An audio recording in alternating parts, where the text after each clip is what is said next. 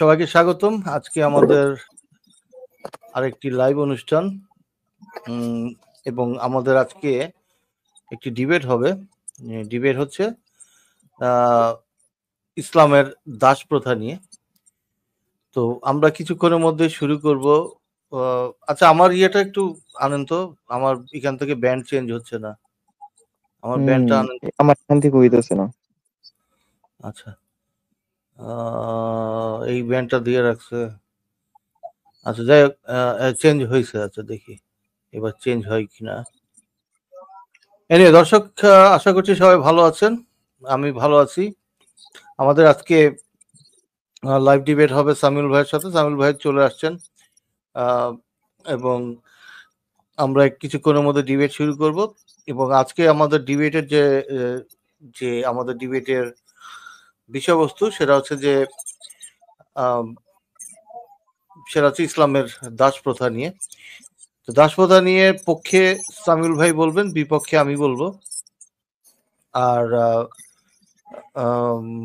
তার আগে বলে নেই, আজকে হচ্ছে যে আমাদের যে আজকে হলো 19শে এপ্রিল 2025 এবং সত্য সন্ধানী লাইভের 721তম পর্ব। সবাইকে স্বাগতম এবং আশা করছি সবাই ভালো আছেন, আমি ভালো আছি। আমার এখানে মডারেশনের দায়িত্বে আছেন বেবি ড্রাগন। আমি বেবি ড্রাগনের কাছে চলে যাচ্ছি। বেবি ড্রাগন ভাই, আপনি এখন দায়িত্ব নেবেন এবং আমাদের যে ডিবেটের সময় নির্ধারণ সময়গুলি আপনি বলে দিবেন এবং আমরা শুরু করব। জি, বেবি ড্রাগন ভাই, আপনার কাছে যাচ্ছি। আচ্ছা সত্যি ভাই, তার আগে আমাকে একটু ক্লিয়ার করেন আপনার কিভাবে আর কি টাইমটা নিতে যাচ্ছেন।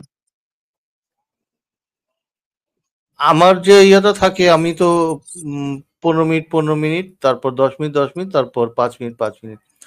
তো সামিউল ভাই কি এটাতে একমত কিনা? উনি যদি অন্য কিছু নির্ধারণ করতে চান, এটা ওনার ব্যাপার, উনি বলতে পারেন। আমাকে কি শুনতে পাচ্ছেন? স্পষ্ট শোনা যাচ্ছে? হ্যাঁ, শোনা যাচ্ছে, বলেন। জি, আমি আপনার প্রস্তাবে একমত। আচ্ছা, ঠিক আছে। আপনি কি প্রথমে বলবেন না আমি প্রথমে বলবো, সেটা বলেন। প্রথমে আমি বলি। ঠিক আছে, তাহলে আপনি শুরু করেন। আপনার আমি বেবি ড্রাগনকে বলবো, আপনি টাইম মেনটেন করেন। হ্যাঁ, তো তাহলে আমরা সময়টা তাহলে শুরু করে দেই। সামিউল ভাই, আমি কিন্তু আসলে ওই কয়টা থেকে কয়টা পর্যন্ত এর চেয়ে বেশি গুরুত্ব দেই আর কি টাইমার। আমি সবসময় টাইমার সেট করে রাখি। কেউ যেন 1 সেকেন্ডও বেশি না পায়, ওই দিকটাতে আমি চেষ্টা করি। তো আমি আপনার টাইমার সেট করে দিচ্ছি। আপনার সময় শুরু হচ্ছে এখন। ধন্যবাদ সত্যের সন্ধানী ভাইকে এত সুন্দর একটা লাইভ ডিবেটের আয়োজন করার জন্য, এবং আরো ধন্যবাদ জানাচ্ছি বেবি ড্রাগনকে, যিনি আজকে মডারেটরের দায়িত্ব আছেন। যদিও আমার ব্যক্তিগত জীবনে বেশ কঠিন সময় পার করতেছি, তবুও আজকে লাইভটা আসতে হলো, যেহেতু আমি কথা দিয়েছিলাম। আসলে আমি আবেগ আপ্লুত হয়ে যাব এগুলো বলতে গেলে, তো এগুলো বলতে চাই না। তবে সংক্ষেপে যদি আমি বলতে যাই, তাহলে এতটুকুই বলতে চাই যে মূলত আমার জিএফ এর সাথে আমার বেশ ঝামেলা চলছে, যার কারণে রিলেশন থাকবে না এমন একটা অবস্থা, যার কারণে আমি খুবই ব্যথিত এবং বলতে পারেন জীবনের সবচেয়ে কঠিন মুহূর্ত পার করতেছি। তবুও আমি লাইভে আসলাম। তো ঠিক আছে, কথা বাড়াবো না, শুরু করব। তো দাসত্ব অর্থ হলো কোনো মানুষকে জোরপূর্বক শ্রম দিতে বাধ্য করা। আমরা আগে দাসত্ব সম্পর্কে জানবো। দাসত্ব অর্থ হলো কোনো মানুষকে জোরপূর্বক শ্রম দিতে বাধ্য করা। আচ্ছা, তো সাধারণত দাসকে তার মনিবের আস্থাবর সম্পত্তি হিসেবে গণ্য করা হয়। এটা বিষয়টা বোঝার আছে যে দাসকে সাধারণত মনিবের অস্থাবর সম্পত্তি হিসেবে গণ্য করা হয়। এক্ষেত্রে দেখা যায় যে কাউকে ইচ্ছার পরিবর্তেও দাস করা যেতে পারে। এটি হতে পারে, তার কারণটা হচ্ছে আটক কিংবা জন্ম ক্রয় করার সময় বিভিন্ন সময় থেকে হতে পারে। অনেক সময় মানুষের কাছে আরেকটা মানুষ বন্দী হয়, কিংবা জন্ম থেকে অনেকে দাস হয়, আবার অনেকে ক্রয় হয় বা বিক্রি হয়, এইভাবে আর কি দাস হয় বা দাস বিভিন্ন কায়দে হতে পারে। তো স্থান বা মালিককে ত্যাগ করা বা কাজ না করা বা শ্রমের মজুরি পাওয়ার অধিকার দাসদের নেই। অর্থাৎ যখন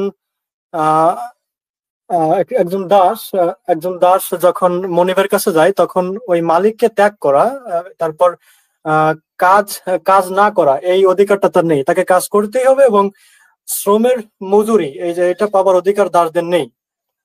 কিন্তু আমরা যদি ইসলামের বিষয়টা দেখি, প্রাক ইসলামিক বিষয়টা, এই আরবে দাস প্রথা বিদ্যমান ছিল এবং মোহাম্মদ সাল্লাল্লাহু আলাইহি ওয়াসাল্লাম তিনি নিজে একজন দাসের মালিক ছিলেন। আহ তিনি নিজেও একজন দাসের মালিক ছিলেন এবং প্রথম জীবনে তিনি দাস ছিলেন না যদিও, তবুও তিনি আমরা জানি তিনি রাখাল ছিলেন বলা যায়। তিনি যেহেতু আরবের যে পশু পাখি তিনি পশুপালন করেছেন আমরা সবাই জানি। তবে তার যে শিক্ষা দীক্ষা এগুলো দাসদের অবস্থার উন্নতির উপর তিনি জোর দিয়েছেন। এটা কিন্তু একটা গুরুত্বপূর্ণ পয়েন্ট যে তিনি নিজেও একটা সময় জীবনের প্রথম দিকে তিনি নিজেও দাস বলা যায় না আসলে, কিন্তু তিনি মানুষের কাজ করেছেন কিংবা পশুপালন করেছেন এবং তিনি যদিও দাস প্রথাকে ইসলামে বৌদ্ধ করেছেন এবং এই দাস প্রথাকে মানবিক করে তিনি এই দাসদের অবস্থার উন্নতির উপর কিন্তু জোর দিয়েছিলেন। তো তিনি তার অনুসারী অর্থাৎ আমরা তার উম্মত এবং আমরা তাকে আমরা যারা ফলো করি, তো আমাদের অর্থাৎ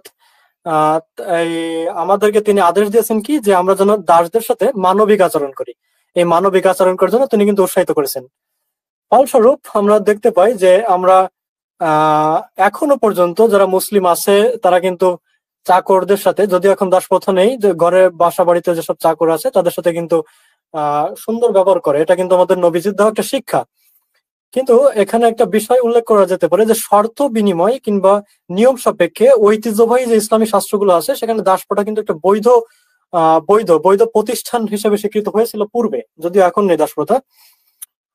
তো আমরা জানতে পারলাম যে দাস প্রথার ব্যাপারে, যে দাস প্রথা কাকে বলা হয় এবং দাস প্রথা পূর্বে কেমন ছিল এবং বর্তমানে সেটা কেমন অবস্থায় বিদ্যমান, আমরা আগে এটা ক্লিয়ার করলাম। তো আমরা এখন যদি আমি যেহেতু স্লাইড শেয়ার করতে পারছি না সেহেতু আমি এখানে সূরা নাহলের দাসদের সম্পর্কে কি বলা হচ্ছে এটা আমি উল্লেখ করছি। তো আল্লাহ জীবন উপকরণে তোমাদের মধ্যে কারো উপর শ্রেষ্ঠত্ব দিয়েছেন। আল্লাহ জীবন উপকরণে তোমাদের মধ্যে কারো উপর শ্রেষ্ঠত্ব দিয়েছেন। যাদেরকে শ্রেষ্ঠত্ব দেওয়া হয়েছে তারা তাদের অধীনস্থ দাস দাসীদেরকে নিজেদের জীবন উপকরণ হতে এমন কিছু দেয় না যাতে এরা এ বিষয়ে তাদের সমান হয়ে যায়। তবে তারা কি আল্লাহ অনুগ্রহ অস্বীকার করেছে? এটা সূরা নাহলের আয়াত 1671। তো আমরা এখানে দেখতে পাই যে বলা হচ্ছে যে জীবন উপকরণের দিক দিয়ে কারো উপরে আল্লাহ শ্রেষ্ঠ দিয়েছেন, অর্থাৎ সবাই সমান না পৃথিবীতে, কারো উপরে কাউকে শ্রেষ্ঠত্ব দিয়েছেন আল্লাহ জীবন উপকরণের দিক থেকে। এবং যাদেরকে তিনি শ্রেষ্ঠত্ব দিয়েছেন বা দেওয়া হয়েছে তারা তাদের অধীনস্থ দাস দাসীদেরকে নিজেদের জীবন উপকরণ হতে এমন কিছু দেয় যাতে এরা এ বিষয়ে তাদের সমান হয়ে যায়। পরের আয়াতে আল্লাহ উল্লেখ করছেন যে জীবন উপকরণ থেকে এমন কিছু দেয় যাতে করে দাস এবং মনিবের মাঝে কোনো পার্থক্য থাকে না, অর্থাৎ তারা সমান হয়ে যায়। তবে কি তারা আল্লাহর অনুগ্রহ অস্বীকার করেছে? ইসলাম ধর্মে আমরা যদি ইসলাম ধর্মের দিকে দেখি তো দাসত্বের বাস্তবতাকে কিন্তু সরাসরি অস্বীকার করে না। এই ইসলাম এর অস্তিত্বকে স্বীকার করে এবং দাস দাসীদের প্রাপ্য মানুষের অধিকার প্রদানে কিন্তু উৎসাহ দেয়। ইসলাম দাস দাসীদের প্রাপ্য এবং মানুষের অধিকার এই দুইটা জিনিস প্রদানে উৎসাহ দেয় এবং মানুষকে দাসত্বের শৃঙ্খল থেকে মুক্ত করাকে উত্তম কাজ বলে মনে করে। এখানে আমি দুইটা পয়েন্ট উল্লেখ করলাম যে মানুষের প্রাপ্য অধিকার প্রদানে ইসলাম কঠোর আদেশ দেয় এবং একই সাথে এই দাসদেরকে এই যে দাসত্বের শৃঙ্খল থেকে মুক্ত করার মাধ্যমে উত্তম কাজ করার পরামর্শ দেয়। অর্থাৎ এই দাসকে মুক্ত করা এটাকে একটা উত্তম কাজ বলে তারা মনে করে, ইসলামে মনে করে। তো এরপর আমরা একটা হাদিসে আসি। হাদিসে কি বলা আছে? তো দাসত্ব সম্পর্কে হাদিসে উল্লেখ করা হয় যে আবু হুরায়রা তিনি বলেন নবী মুহাম্মদ সাল্লাল্লাহু আলাইহি ওয়াসাল্লাম তিনি বলেছেন যে ব্যক্তি কোনো মুসলমানকে দাসত্বের শৃঙ্খল থেকে মুক্ত করবে তার প্রতিটি অঙ্গের বিনিময়ে আল্লাহ তার প্রতিটি অঙ্গকে দোজকের আগুন থেকে রক্ষা করবেন। এটা হাদিস নম্বর 2351, 2351, 3-4। এরপর আমরা মুসলিম শরীফের একটা হাদিস আসবো। মোহাম্মদ সাল্লাল্লাহু আলাইহি ওয়াসাল্লাম তিনি বলেন, আবু যর, তোমাদের মধ্যে বর্বর যুগের ভাবধারা রয়ে গেছে, তারা দাস তোমাদের ভাই, আল্লাহ পাক তাদের তোমাদের অধীন করে দিয়েছেন। তোমরা যা খাবে তাদেরকে তাই খেতে দেবে, তোমরা যে বস্ত্র পরবে তাদেরকে তাই পরতে দেবে। তোমরা তাদের উপর এমন কোনো কাজের বোঝা চাপাবে না যা বহন করতে তারা অপারগ হয়। যদি তোমাদের দেওয়া কোনো কাজ করতে তারা অসমর্থ হয়, তাহলে তোমরা তাদের কাজে সাহায্য করবে। তাহলে আমরা কি জানতে পারলাম? সহিহ মুসলিম হাদিস নং 4169। তো আমরা এর মাধ্যমে কি জানতে পারলাম এই হাদিসটার মাধ্যমে? যে মুহাম্মদ সাল্লাল্লাহু আলাইহি ওয়াসাল্লাম, ইসলামের নবী, আমাদের নবী, তিনি বলতেছেন যে দাসদের জন্য সমান অধিকার দেওয়া হয়। আমরা যা খাবো দাসদেরও তাই খেতে দেওয়া হবে, এবং আমরা যা পড়বো দাসদেরকেও তাই পড়তে দেওয়া হবে।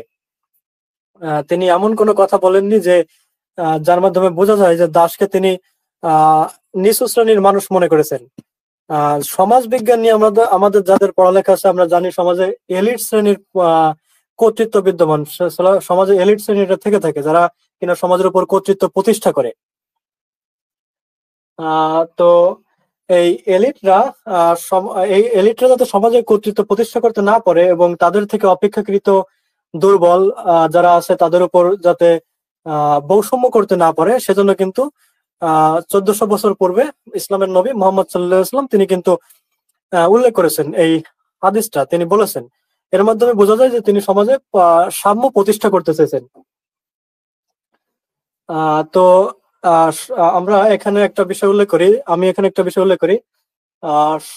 সমাজ বিজ্ঞানী ভিলফ্রেড ও প্যারেটোর মতে সমাজবাসী দুটো শ্রেণীতে বিভক্ত, শোষিত শ্রেণী এবং শাসিত শ্রেণী।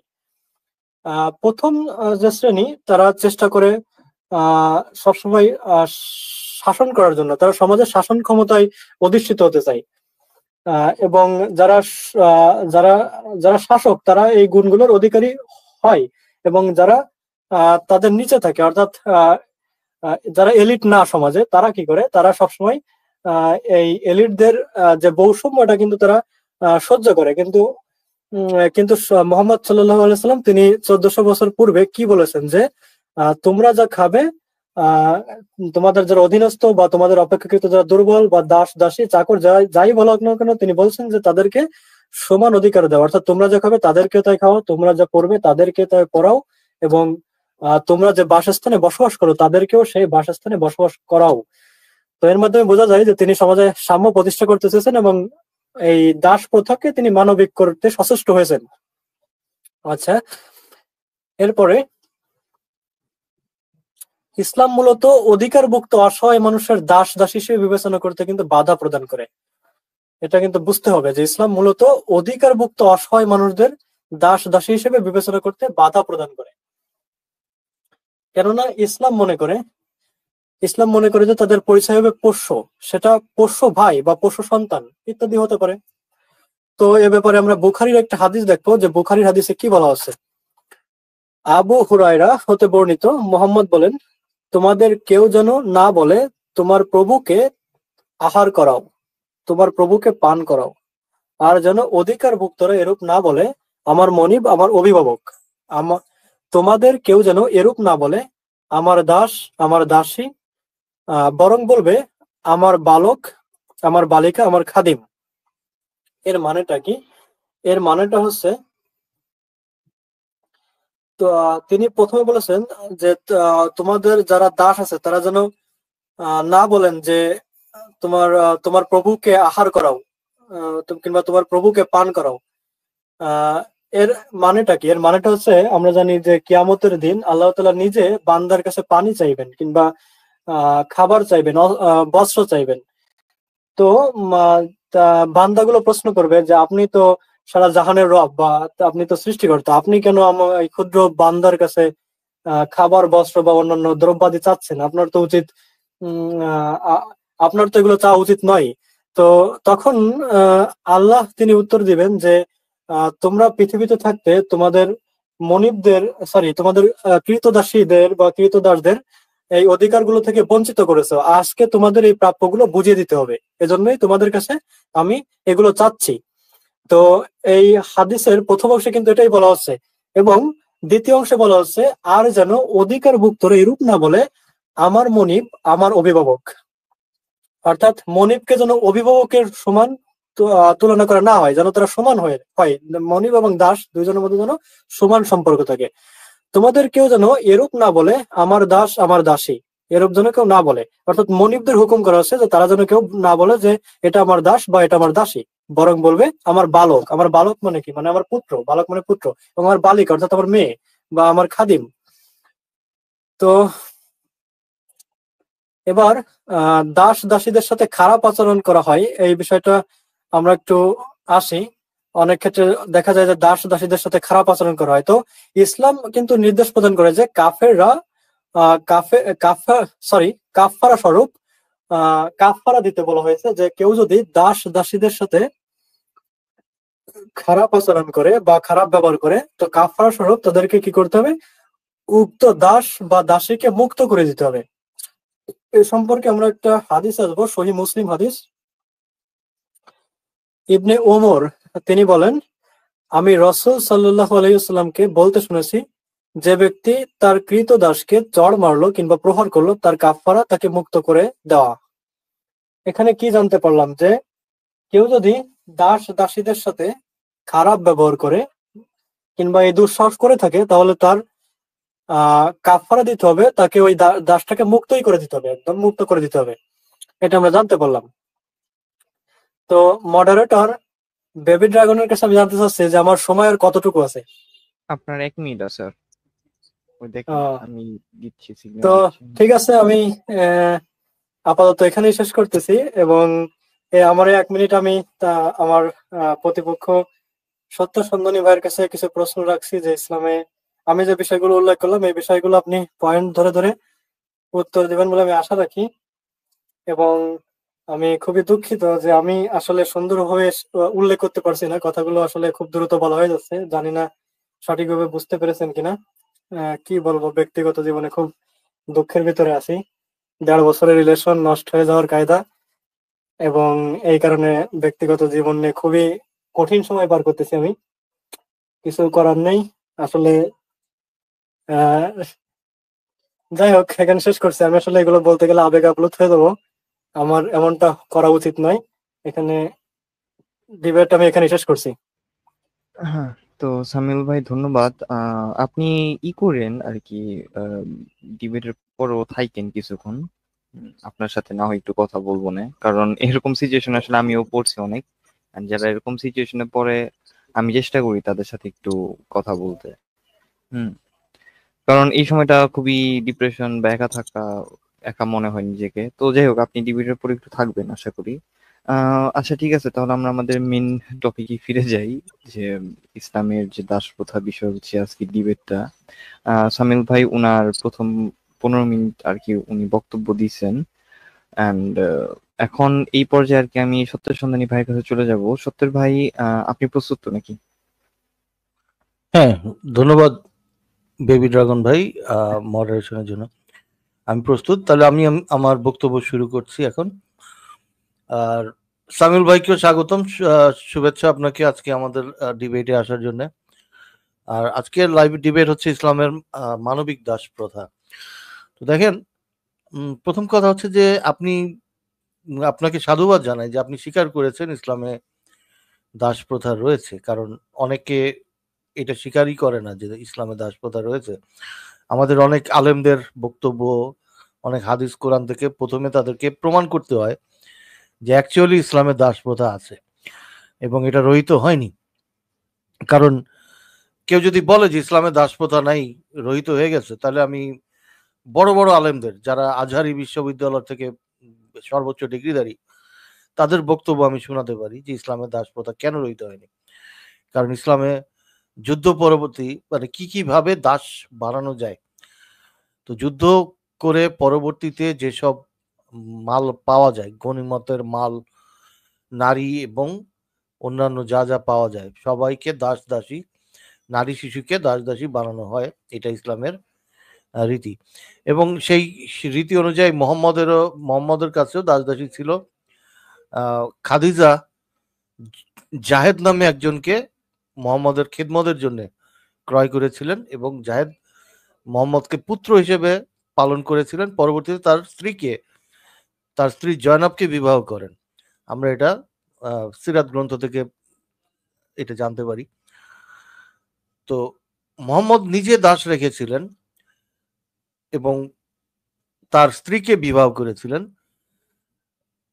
তার পুত্র হিসেবে পালন করার পর। তো এইখান থেকে আমরা জানতে পারি যে ইসলাম দাস প্রথাকে রহিত করেনি, বরঞ্চ কিছু রুলস রেগুলেশন এই দাস প্রথার মধ্যে নিয়ে আসেন। উনি তো চলে গেলেন ভাই। আচ্ছা, এনিহাউ আমরা একটু ওয়েট করি উনি আসেন কিনা। তো তাহলে আপনার সময় তো তাহলে পজ করবো নাকি? পজ করে রাখেন। হ্যাঁ, তো প্রথম কথা হচ্ছে যে ওনারা মানে উনি তাও অনেস্টির সাথে স্বীকার করছেন ইসলামের দাস প্রথা আছে। আমার ওইগুলি আর দেখাইতে হয়নি যে কোরআনের কত জায়গায় দাস কথা আছে। এবং হ্যাঁ, গাজওয়াতুল হিন্দ তারা ওই ভারতের মালামাল লুট করার জন্য গাজওয়াতুল হিন্দ এইগুলি তারা কল্পনা করে, হ্যাঁ, যে ভারতকে দখল করবে। তবে সত্তর ভাই, আমার আসলে রিকোয়েস্ট থাকবে, আপনি যদি নিসার 24 নম্বর আয়াতটা নিয়ে একটু কিছু বলেন আর কি, এই টপিকটার সাথে যায়। আমি দাস না, কি দাসী সেক্স। নিসার 24-25, হ্যাঁ, 24-25 যদি দেখ, মারিজের 29-30, নিসার 3, এরকম কত। আচ্ছা, আমি দেখাই তাহলে। এগুলো তো মানবিক, তাই না? না, একজন মানুষকে যখন আপনি একজন মানুষের অধিকারভুক্ত, এই যে দেখেন আমি শুরু থেকে কোরআনে কোন কোন জায়গায় দাস কথা আছে দেখেন। নিসার 3, তোমরা যাদের মালিক তাদের মধ্যে দাসীদের বিয়ে করো। হ্যাঁ, 3 নম্বর আয়াতেই নিসাতে বলছে যে তোমরা বিয়ে করো, অর্থাৎ যুদ্ধবন্দী দাস দাসীকে বিয়ে করো যাদের ডান হাত মালিক হয়েছে। এই যে মা মালাকাত আইমানু কুম, এই যে কথাটা, যে যাদের মালিক ডান হাত। 24-এও আছে, 4-এও আছে। এই যে এটা কত জায়গায় আছে কোরআনে, আপনার এই কথাটা কোরআনে অনেকগুলি আয়াতে আছে, ঠিক আছে, একটা দুইটা না, প্রচুর আয়াতে আছে। তোমাদের ডান হাত মালিক প্রচুর আয়াতে আছে। 25-এ আছে তোমাদের মধ্যে বিয়ে করার সামর্থ্য নেই যেন তোমরা দাসীদের মধ্য থেকে মুমিন নারী বিয়ে করো, এটা হলো 25-এ। এর আগে দেখাইছিলাম 3-এ, ঠিক আছে, বিয়ে 1 2 3-এ বলছে 2 4 6 অথবা দাসী। হ্যাঁ, 1 কোনো অপশন ছিল না, আর যদি সামর্থ্য না থাকে তাহলে 1। সূরার মুমিন ও এই কাজটা করলো কেন? চ্যাটজিপিটি ওর তো 24টা দেখানো উচিত ছিল, নিসার 24টা। হ্যাঁ, 24 এই যে দেখাইছে সূরা। আচ্ছা, সূরা না, নিসার 24টা কিরকম, যদি ওই দাসীর হাজবেন্ড যদি জীবিত থাকে, আপনার যদি একটা দাসী থাকে, ওই দাসীর হাজবেন্ড যদি জীবিত থাকে, আপনি তার সাথেও করতে পারেন। হ্যাঁ হ্যাঁ, এই যে 24 দেখাইছে। 24 আছে। আচ্ছা আচ্ছা, না, বিবাহিত নারীদের মধ্যে অনেস্ট আছে। হ্যাঁ, বিবাহিত নারীদের মধ্যে তোমাদের জন্য নিষিদ্ধ, তবে বৈধ। আচ্ছা, সাবিল ভাই আসছেন তো। হ্যাঁ, তাহলে ঠিক আছে, আমরা তাহলে করি। সত্যি ভাই, আপনার টাইমটা তাহলে আবারও চালু করে দিই। সাবিল ভাইয়ের ভিডিও অন, ভিডিওটা অফ করে দেন। হ্যাঁ, তো সত্যি ভাই, আপনার সময়টা তাহলে আবারও চালু করে দিচ্ছি। আপনার 13 মিনিট আছে আর কি। ভাই, আমি কি ব্যাকে যাব? হ্যাঁ, আপনাকে ব্যাকে দিয়ে দিচ্ছি। ওকে, তো আমি যেটা বলছিলাম যে ইসলামে মানে আপনি স্বীকার করেছেন যে দাস প্রথা আছে। আমাদের বেশিরভাগ সময় এটা নিয়ে টাইম স্পেন্ড করতে হয় যে ইসলামে দাস প্রথা আছে কি নেই, এইটা নিয়ে ডিবেট করে আমাদেরকে আসলে অনেকটা টাইম স্পেন্ড করতে হয়, যেটা এখন আমাদের সেই টাইমটা বেঁচে গেছে। তো দাস অর্থাৎ একজন মানুষের অধীনে বা মালিকানাধীন, বা আপনি একজন মানুষের স্বাধীনতা নষ্ট করছেন। তো যখন আপনি একজন মানুষকে অধীন করছেন, সে পরাধীন, অন্য মানুষের অধীনে চলে গেছে, তখন সেটা কখনোই মানবিক নয়, সেটা মানবতা বিরোধী একটি কাজ। আপনি যতই ভালো তাকে ইয়ে করেন, যত ভালোভাবেই রাখেন, সেই মানুষের স্ট্যাটাস যদি অন্য মানুষের স্ট্যাটাসের সমান না হয়, স্বাধীন মানুষ এবং একজন মানে অধীনস্থ মানুষের স্ট্যাটাস যদি সমান না হয়, তাহলে সেই মানুষটা প্রতি অবিচার করা হয়, অমানবিক সেই কাজটি। তো যাই হোক, আপনি স্বীকার করেছেন, কিন্তু তা না হলে আমরা ওই আজহারির ইয়ে দেখাইতাম যে ইসলামের দাস প্রথা রহিত হয়নি, এবং ইসলাম এখনো তারা ওই পরবর্তী যুদ্ধ করে অন্য মানুষকে বন্দি করে তাদেরকে দাস দাসী বানানোর যে রীতি, এটা ইসলামে আছে। অনেক মুমিন এটাও আর্গুমেন্ট দেয় যে এটা ইসলাম চালু করেনি, এটা ইসলামের পূর্ব থেকেই এই প্রচলিত প্রথা। কিন্তু মোহাম্মদ তো অনেক কিছু বাতিল করেছে, তো এইটা কেন বাতিল করলো না? মোহাম্মদ মদ খাওয়া হারাম করতে পারছে, কিন্তু দাস খাওয়া হারাম করতে পারেনি, দাসী খাওয়া হারাম করতে পারেনি কেন? তো আল্লাহ তো এত এত ইয়ে না, এত দুর্বল কেন যে হ্যাঁ সে মদকে হারাম করলো, দাসী খাওয়া হারাম করতে পারলো না? তো সেগুলি নিয়ে এখন যেহেতু আপনি স্বীকার করেই নিয়েছেন দাস দাসী আছে, তাহলে এগুলি নিয়ে আলাপ করব না, আমি আলাপ করব মানবিকতা নিয়ে। হ্যাঁ, মানবিকতা কি? আমি সরাসরি চলে যাচ্ছি ইসলামের দাস প্রথা মানবিক কিনা, যেটা আমাদের টপিক, ইসলামের মানবিক দাস প্রথা। তো দেখেন, দাস অর্থ কি উনি অনেকটা বলেছেন, যে আপনি তার ইচ্ছের বিরুদ্ধে কোন একজন মানুষকে বন্দি করে তার ইচ্ছের বিরুদ্ধে তাকে দিয়ে কাজ করাচ্ছেন এবং তার সাথে যৌন সঙ্গম করছেন। তো এটা আইনানুগ একটি ব্যবস্থা, ইসলামের একটি ব্যবস্থাকে আমরা প্রথা বলি। এই ব্যবস্থা বা এই আইনানুগ বা সামাজিক একটি প্রক্রিয়া, সেইটা চালু ছিল দেখি আমরা এটাকে দাস প্রথা বলে থাকি। তার ইচ্ছের বিরুদ্ধে, তার কনসেন্ট ছাড়া আমরা তাদেরকে কাজ করিয়ে নিচ্ছি বা যৌনাচার করছি তার সাথে। অপ্রাপ্ত বয়স্কদের সাথে করা হচ্ছে। এখানে অনেকগুলি এখানে দলিল আছে, হাদিসে আছে যে অপ্রাপ্ত বয়স্ক নারীদেরকেও যৌনাচার করতে বাধ্য করা হচ্ছে, বা তাদেরকে বন্দি করে তাদের সাথে সেক্স করা হয়েছে। এটা সাহাবীরা নিজেরাই করেছে, সেটারও দলিল আছে হাদিসে। আমি একটা একটা করে দেখাবো, কেউ যদি মানে রেফারেন্স চান আমি দেখাবো, কিন্তু একটু অপেক্ষা করেন, কারণ আমি ধীরে ধীরে দেখাবো সবকিছু। ইচ্ছা প্রকাশ, সেক্স করার ইচ্ছা প্রকাশ বা কাজ, যে কোনো একটা জিনিসের ইচ্ছার বিরুদ্ধে কনসেন্ট দেওয়ার সুযোগ বা তার বয়স হয়নি এমন নারীর সাথে যদি কোনো মানুষ যৌনাচার করে, কনসেন্ট দেওয়ার বয়স হয়নি বা অবস্থানে নেই, যেমন আপনার গোত্রের সবাইকে হত্যা করে আপনাকে বন্দি করে আপনার সাথে সেক্স করা হয়, আপনার মানসিক বা শারীরিক কনসেন্ট দেওয়ার মতো অবস্থা নেই, সেক্সের জন্য কনসেন্ট দেওয়ার মতো আপনার শারীরিক মানসিক অবস্থান নেই, সে অবস্থায় আপনার সাথে সেক্স করা এটি অমানবিক, এটা একটি বিকৃত যৌনাচার। এরপরে দাসের কি ইচ্ছা প্রকাশের স্বাধীনতা আছে? কোনো দাসী কি বলতে পারে আমি আজকে থেকে কাজ করব না? এই সুযোগ কি আছে? বা আমি আর সেক্স করব না মালিকের সাথে, এই সুযোগ কি কোনো দাসীর আছে? এই স্বাধীনতা কি আছে? এবং প্রাপ্তবয়স্ক যদি না হয়, তার ইচ্ছের কি, তার ওই সেক্স দেওয়ার কনসেন্টের মূল্য আছে কি? তো কোনো দাসী যদি ওই বয়সে না পৌঁছায় যেখানে সে কনসেন্ট দেওয়ার উপযুক্ত হয়, তার ইচ্ছের কোনো মূল্য নেই। তাহলে এই অবস্থায় তাদেরকে দাসী বানানো, তাদের সাথে যৌনাচার করা, তাদের দিয়ে কাজ করানো সম্পূর্ণ অমানবিক। এরপরে আসেন, ইসলামে দাসীকে বিয়ে করা প্রয়োজন নেই, বিয়ে না করেও সহবাস করা জায়েজ, এটা আমাদের আহমদুল্লাহ বলেছেন। আমি ভিডিওটা দেখাই। এরপরে নিক্সন সরকার জানতে চেয়েছেন বিয়ে না করে দাসী রাখা যাবে কি না। আপনি দাসী কোথায় পাবেন? আজ দাসী কোনো প্রচলন আছে কিনা, থাকলে কোথায় আছে?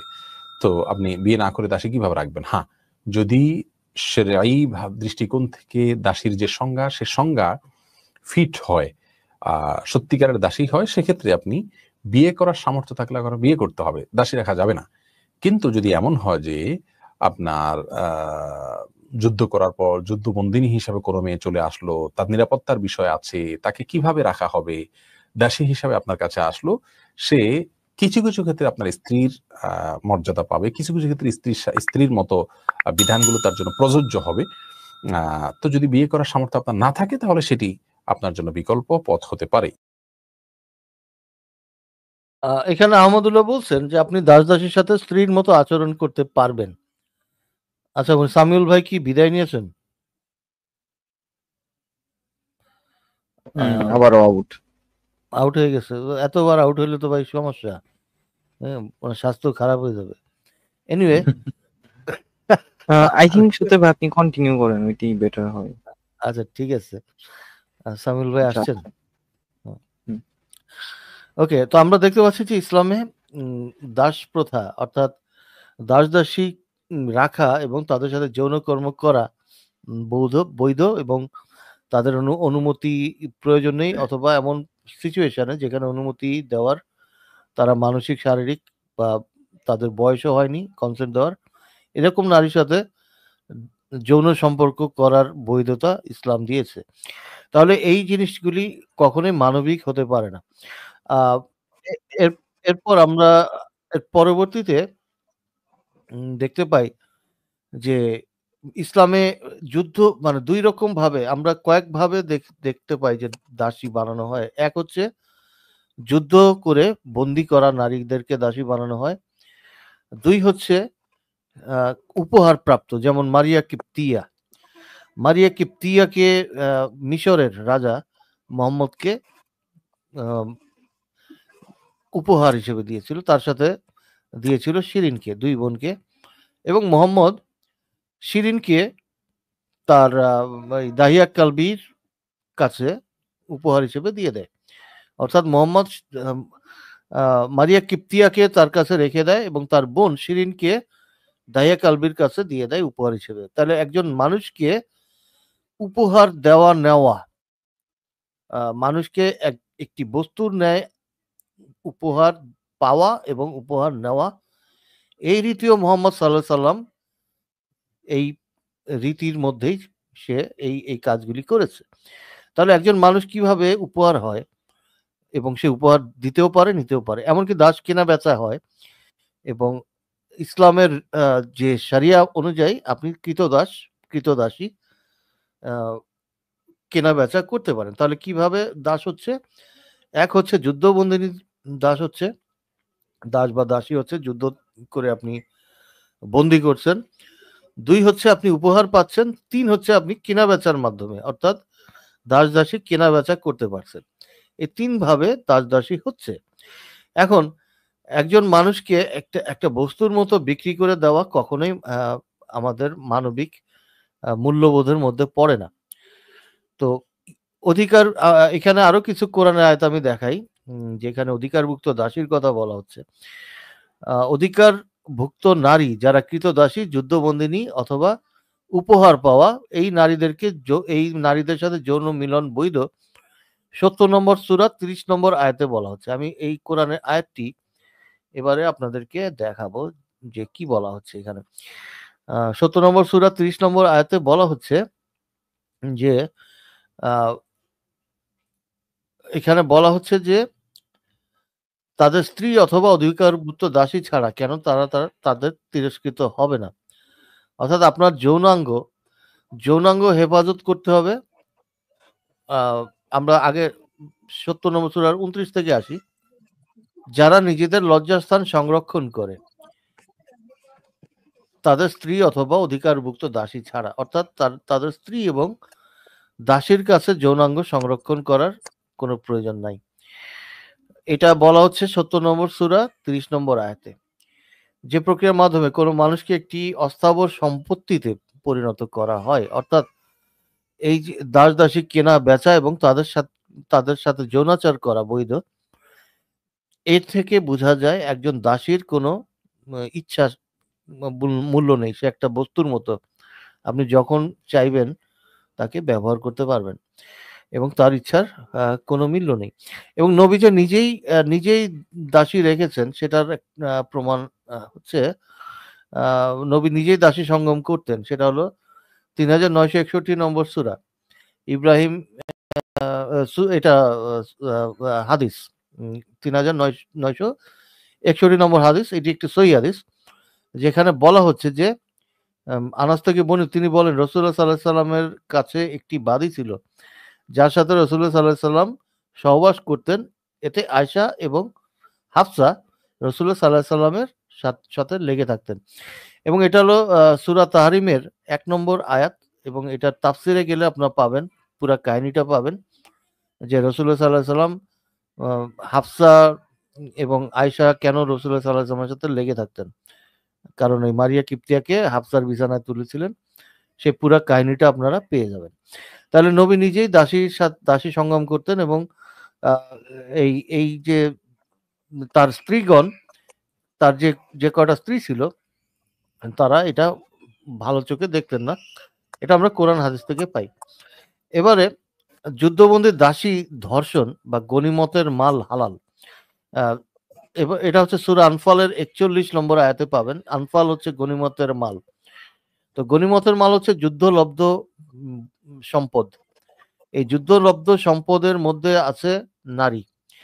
তো এই নারীদেরকে দাসী বানানো হয়। আর তোমরা জেনে রাখো, তোমাদের যা কিছু গনিমত রূপে পেয়েছো, নিশ্চয় আল্লাহ জন্যই তার 1/5 ও রসুলের জন্য নিকট আত্মীয়, ইয়াতিম, মিসকিন, মুসাফিরের জন্য, যদি তোমরা ঈমান এনে থাকো, তাহলে আল্লাহর প্রতি এবং হক ও বাতিলের ফায়সালার দিন তোমার বান্দার উপর যা নাজিল হয়েছিল, ব্লা ব্লা ব্লা, হাবিজাবি এখানে লেখা আছে। তো দেখেন, আল্লাহ এবং রসুলের জন্য 1/5 এই মাল, গনিমতের মাল, যুদ্ধলব্ধ সম্পদ। তো আল্লাহ কি করবে এগুলি দিয়ে? এই গনিমতের মাল দিয়ে আল্লাহ কি করবে? তো এই নর নারী সম্পদ, এই লুটের মাল বা যুদ্ধ তো নয়, আক্রমণ করে তাদের কাছ থেকে কেড়ে নেওয়া নারী, এর 1/5 আল্লাহর। আল্লাহ কি করবে নারী দিয়ে? এটা হলো সূরা আনফাল 41 নম্বর আয়াত। এবারে আপনার সময় শেষ আর কি। আচ্ছা, ধন্যবাদ। আমি এই প্রশ্ন রাখলাম ওনার কাছে, উনি আশা করি উত্তর দিবেন। জি, ধন্যবাদ। হ্যাঁ, ধন্যবাদ সত্য সন্ধানী ভাইকে ওনার প্রথমার্ধের প্রেজেন্টেশনটা আমাদের সামনে রাখার জন্য। তো এখন আমরা দ্বিতীয়ার্ধে চলে যাচ্ছি। সামিউল ভাই, আপনি শুনতে পাচ্ছেন তো নাকি? জি জি। হ্যাঁ, তো সামিউল ভাই, আপনি পাচ্ছেন 10 মিনিট এবং আপনার সময় শুরু হচ্ছে এখন। তো আমার দ্বিতীয় স্টেপের বক্তব্য শুরু করছি সেই নারীর প্রতি সম্মান রেখে, যিনি আমাকে কঠিন বাস্তবতার সম্মুখীন করেছেন। যদিও তিনি জানেন যে আমি ডিবেট করি, এবং তিনি সত্য সন্ধানী ভাইয়ের ইউটিউব চ্যানেলে মাঝে মাঝে ঢুকে থাকেন আমার ডিবেট গুলো দেখার জন্য। তিনি লাইক বা কমেন্ট করেন না, যার কারণে আপনারা তার সাড়া পান না।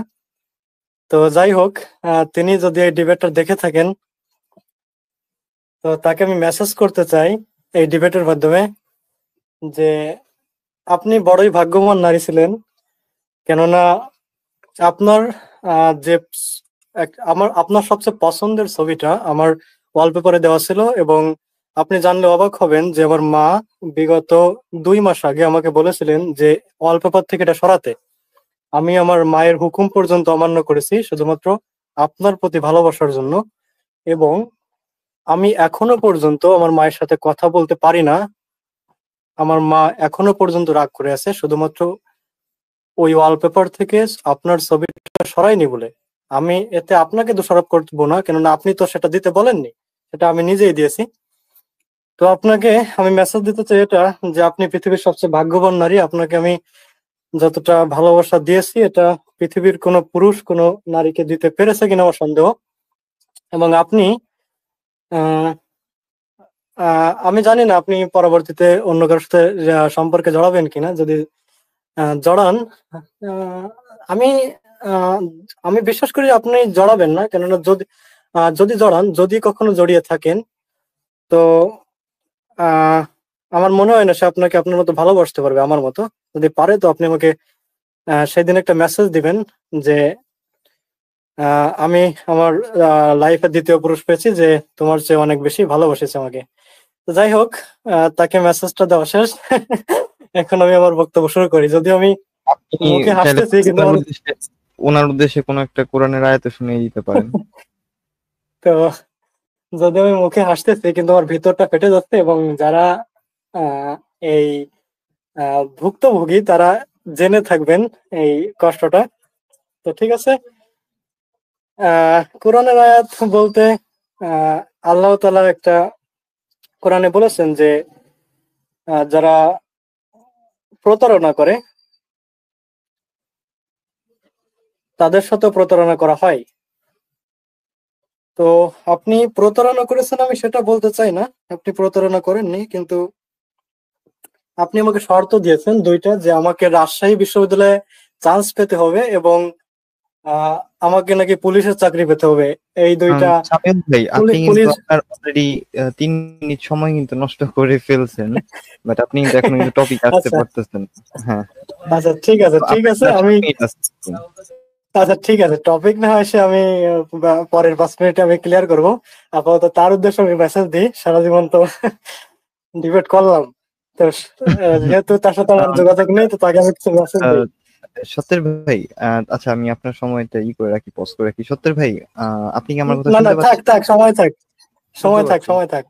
না না না না, তো এখানে আর কি আমাদের একজন রিকোয়েস্ট করছেন যে দাঁড়ান একটা এই যে একজন আর কি আমাদের রিকোয়েস্ট করছেন যে আজকে মনে হয় ডিবেট করা ঠিক হবে না, বরং আপনারা সামিউল ভাইয়ের সাথে আলাপ করে তাকে কমফোর্ট দিন। না না আই না না, থিঙ্ক ডিবেট থাক, সমস্যা নাই। না না, আই না, থিঙ্ক আমরা ডিবেট, উনি হ্যাঁ যদি উনি যদি মানসিকভাবে প্রস্তুত থাকেন, আমার সমস্যা না নেই। না, আই থিঙ্ক এটা ওনার। আসলে উনি উনি টোটালি প্রস্তুত না। তো সত্যের ভাই, আই আচ্ছা, থিঙ্ক আমরা ওনাকে আজকে একটু সময় দিই। হ্যাঁ, ঠিক আছে, কারণ সমস্যা নেই। না না হ্যাঁ, না না না না, আমি চাচ্ছি লাইভটা কন্টিনিউ করতে, কারণ আমি আগে না না, থেকে লাইভ কথা লাইভ দিয়েছি লাইভটা কন্টিনিউ করব। হবে। আমি বলি সামিউল ভাই, জাস্ট আমরা ডিবেটটা শুধু পজ করব। হ্যাঁ, ডিবেটটা আমরা হয়তো অন্য কোনো দিন করব, ঠিক আছে? তো ডিবেটটা আমরা অন্য কোনো দিন করব, বিকজ অফ দেখা গেছে কি, এখন যদি মনে করেন আপনি অন্য কোনো কথা বলতে থাকেন এখন, হ্যাঁ, আপনার নিজের সময়টাতে, তো এতে কিন্তু মনে করেন আমাদের প্ল্যাটফর্মের উপরও কিন্তু একটা আসবে, একটা প্রভাব আসবে যে আমরা আহ, আপনাকে অন্য কথা বললে আপনার সময়গুলো নষ্ট করছি, বিষয়টা বুঝছেন না? সো আচ্ছা আচ্ছা, আজকে ঠিক আছে, আজকে ঠিক। আমরা ডিবেটটা একটু ডিসমিস করতেছি। হ্যাঁ, আমরা অন্য কোনো একদিন এই ডিবেটটা আবার কন্টিনিউ করব, হয়তো যদি সত্যের ভাই আচ্ছা যদি না প্লিজ পারে। Please, hmm. বেবি ড্রাগন ভাই প্লিজ, আপনি আজকে ডিবেটটা চলুক। আমি ঠিক আছে, আমার ব্যক্তিগত বিষয় আমি স্কিপ করতেছি, আমি আলোচনায় ফিরে আসতেছি, তারপরেও ডিবেটটা চলুক, কেননা আমার পরবর্তীতে ওইভাবে সময় হবে কিনা আমি জানি না। সো আমি ডিবেটটা কন্টিনিউ করতে যাচ্ছি।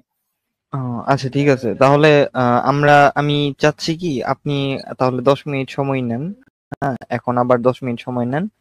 তো আচ্ছা আচ্ছা আপনার ওই যে কথাগুলো ছিল ওগুলো আমরা স্কিপ করে যাই। হ্যাঁ, তো ঠিক আছে, আপনার আপনার 10 মিনিট, এন্ড হোপফুলি আপনি আপনার টপিকের মধ্যেই আর কি কথাগুলো বলবেন। হ্যাঁ, হ্যাঁ তো হ্যাঁ, আপনার অবশ্যই 10 মিনিট টপিকের শুরু মধ্যে, হচ্ছে। কথা বলবো। আমি আর ওইগুলো উঠাচ্ছি না, তবে যতটুকু বলেছি আমি সত্তর সন্ধানী ভাইকে বলবো, আপনি যখন এই ভিডিওটা লাইভ আকারে যেহেতু সম্প্রচার হচ্ছে, সেহেতু ওটা তো কাটা ছেড়ার কোনো সুযোগ নেই। তো সে যদি এটা শোনে, সে ওই মেসেজটুকু গ্রহণ করবে। আচ্ছা, এরপরে আমার সত্তর সন্ধানী ভাই, তিনি বলেছেন ইসলামের দাসীদের ছাড়া বিয়ে, মানে দাসীদের বিয়ে করা ছাড়া যে দৈহিক সম্পর্ক বা যৌন সম্পর্ক, এটা স্থাপন করার সুযোগ দেওয়া হয়েছে এবং তাদের ইচ্ছার বিরুদ্ধে তাদের সাথে যৌন সম্পর্ক করা হয়। এইটা কতটুকু মানবিক? তিনি বলেছেন এটা কখনোই মানবিক হতে পারে না, যেহেতু দাসীদের কোনো ইচ্ছা অনুসারের উপর গুরুত্ব দেওয়া হয় না, এবং তারা চাইলে কাজের বিষয়টা তিনি উল্লেখ করেছেন যে তারা কাজ এমন হয় যে আজকে কাজ করব না, তারা যদি এই ইচ্ছা করে তবুও তাদের এই ইচ্ছা থাকে না। তো অবশ্যই আমি তার এই আহ ভুলগুলো সংশোধন করব। তো আমি আসছি।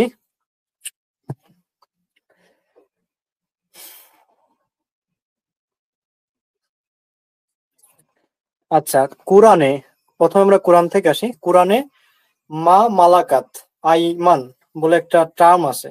তো এর শাব্দিক অর্থ হলো তোমাদের ডান হাতের অধিকারভুক্ত বা ডান হাতের নিরাপত্তা প্রদানকারী, অথবা যাদেরকে অধিকৃত করেছে তোমাদের ডান হাত সমূহ। এটি দিয়ে প্রাচীন সমাজে দাস প্রথা প্রচলিত ছিল, সেই দাসীদের বোঝানো হয়, এমনটাই কিন্তু প্রচলিত। তো কোরআন যেহেতু সব মানুষকে স্রষ্টার বান্দা বা দাস হিসেবে সম্বোধন করে, সে কারণে মা মালাকাত আইমান এই টার্মটার মাধ্যমে যারা অধীনস্থ তাদেরকে সম্বোধনেও এক ধরনের সম্মান প্রদান করা হয়েছে, এবং এই সম্বোধনের মধ্যে সেই অধীনস্থের নিরাপত্তা এবং মানব অধিকারকে একরকম মনে করিয়ে দেওয়ার বিষয়টাও রয়েছে। তাহলে এখানে লক্ষণীয় যে কোরআনে অনেক আপত্তিকর বা ট্যাবু সাবজেক্টে খুব শালীন শব্দ চয়ন করা হয়েছে, যেটা কোরআনের একটি বিশেষ বৈশিষ্ট্য। তো আমরা এখন সত্য সন্ধানী ভাইয়ের মিসকনসেপশন বা ভুল ধারণার যে উৎস, এটা আমরা দেখব। তো কোরআন থেকেই আমি কিছু আয়াত বিচ্ছিন্নভাবে উল্লেখ করতে চাই মা মালাকাত বা আয়ান এই সম্পর্কে। এর সাথে যৌন সম্পর্ক স্থাপন বা বিশেষ করে বিবাহ বন্ধনের বাইরে গিয়ে সেটি কোরআন সমর্থন করে কিনা, এবং লক্ষণীয় যে ৭০ নং সূরার ২৯ এবং ৩১ নং আয়াত, আর যারা তাদের লজ্জাস্থান সমূহকে হেফাজতকারী তাদের আজওয়াজের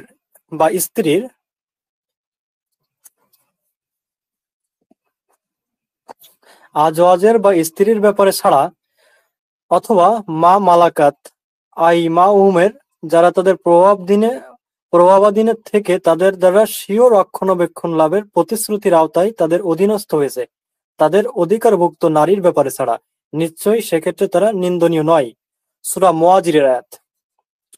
তো প্রায় এই একই ধরনের আয়াত কিন্তু আমরা দেখতে পাই ২৩ নং সূরার ৫ থেকে ৭ নং আয়াতে। তো আমি আয়াতটা একটু পড়তেছি।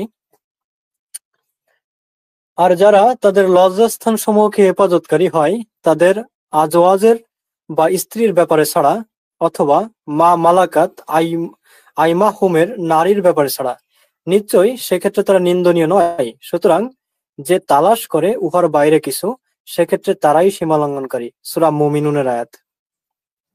তো এখানে আমি কিছু বিষয় বলতে চাই। কুরআন নাজিলের পূর্বে আরব সমাজে দাস দাসীদের সাথে প্রচলিত যে আচার আচরণ এবং বিভিন্ন হাদিস ও ওয়াজে বা যে আমরা যেগুলো শুনতে পাই, হ্যাঁ, তো এবং নাস্তিকদের যে বানানো কিস্সা কাহিনী এই সম্পর্কে অনেক কোরআনের আয়াত ভুল পাঠ করা হয় বা ভুল ব্যাখ্যা করা হয়। আর এর বাইরে যদি আমরা দেখতে পাই, তো এ বিষয়ে বর্তমানে প্রচলিত যে ধর্মবেত্তারা আছে, তারা নিরাপত্তা বা সঠিক ব্যাখ্যার অভাবে সেগুলো মিলিয়ে এক ধরনের কম্পাউন্ড এফেক্ট তৈরি করেছে। এই মিসকনসেপশন বা ভুল ধারণা তৈরি বা এর জারি রাখার পেছনে কিছু কারণ আছে। তো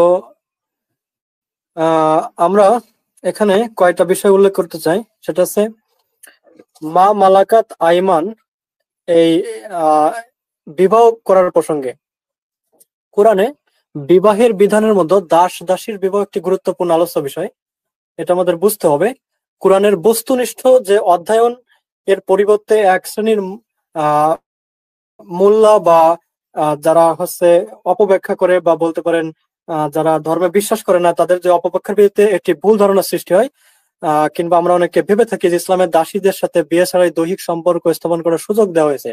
অথচ কোরআনের থেকে এটা স্পষ্ট যে নারী পুরুষের মধ্যে যৌন সম্পর্ক স্থাপিত হতে পারে শুধুমাত্র বিবাহের মাধ্যমে, অন্য কোনো মাধ্যমে নয়।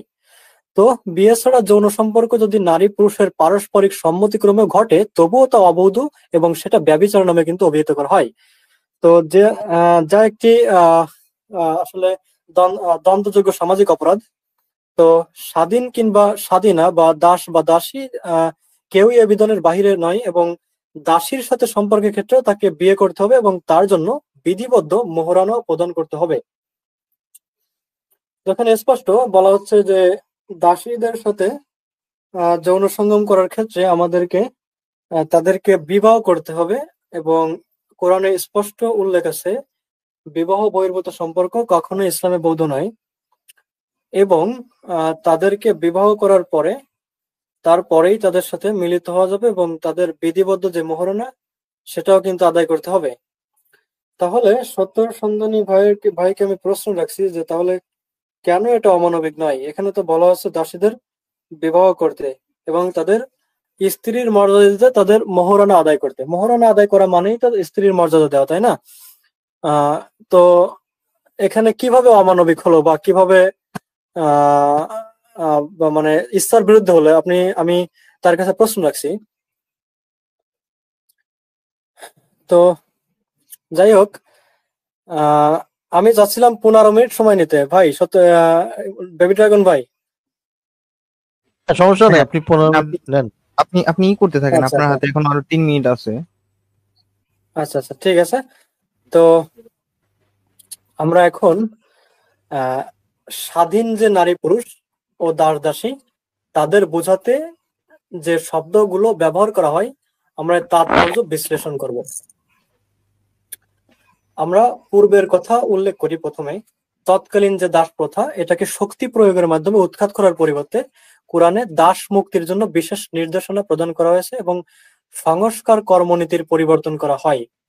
তাই স্বাধীন নারী পুরুষ ও দাস দাসী বোঝাতে বিভিন্ন শব্দবলীর কিন্তু ব্যবহার হয়েছে এবং তাদের পারস্পরিক সম্পর্ক উন্নয়নে যে প্রয়োজনীয় নির্দেশ এবং নির্দেশনাবলী কিন্তু প্রদান করা হয়।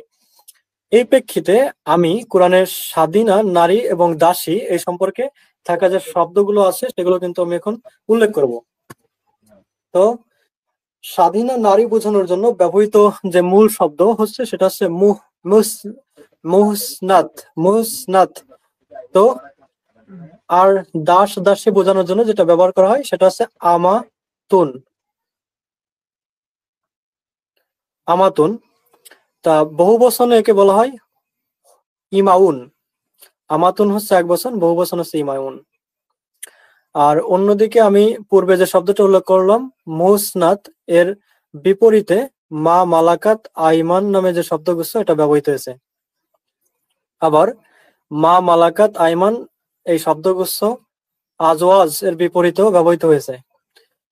তো নিচে আহ আমি কয়েকটা আয়াত লিখে রেখেছি, সেগুলো উল্লেখ করছি।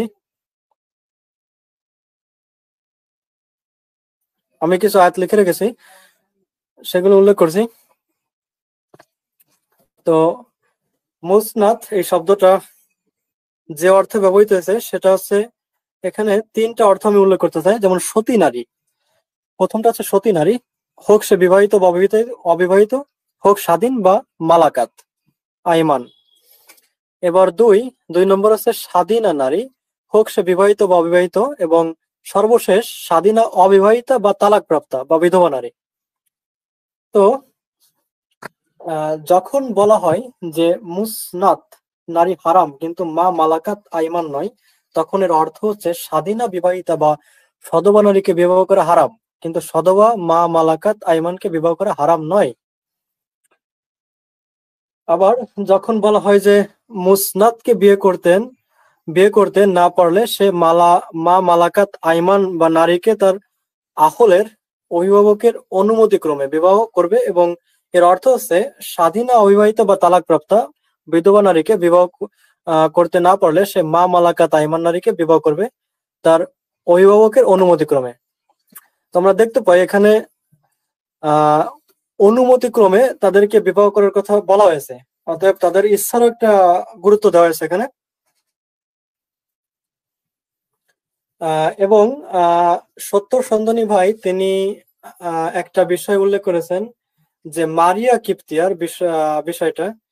তো এখানে তো তাকে উপহার হিসেবে পাঠানো হয়েছে, তাই না? এখন যদি উপহার হিসেবে পাঠানো হয় সেটা তো গ্রহণ করবে, এটা তো স্বাভাবিক, তাই না? এবং আমরা দেখতে পাই যে প্রাচীন যুগে যখন যুদ্ধে জয়লাভ করা হতো, তখন কিন্তু অন্য দেশের বাদশা বা সরকার তাদেরকে উপহার দিত। তাদেরকে কি উপহার দিত? তাদেরকে দাস বা দাসী উপহার দিত। তো এটা কিন্তু একটা প্রচলিত রীতি এবং এটা আগে থেকে প্রচলিত। এটা এমন নয় যে মুহাম্মদ সাল্লাল্লাহু আলাইহি ওয়াসাল্লাম তিনি কিন্তু এই প্রথম মারিয়া কিপ্তিয়াকে গ্রহণের মাধ্যমে এই রীতি চালু করেছেন, বিষয়টা কিন্তু এমন নয়। এটা কিন্তু আগে থেকেই প্রচলিত ছিল। তো আমি বলছি না যে বিষয়টা আগে থেকে প্রচলিত ছিল মানে এটা বৈধ, বিষয়টা কিন্তু এমন নয়। তিনি যে মানবিক ব্যবস্থাগুলো প্রবর্তন করেছেন, অর্থাৎ মারিয়া কিপ্তিয়াকে বিবাহ মানে গ্রহণ করার পরে তিনি যে মানবিক দৃষ্টান্ত স্থাপন করেছেন, আমরা যদি তার জীবনীটা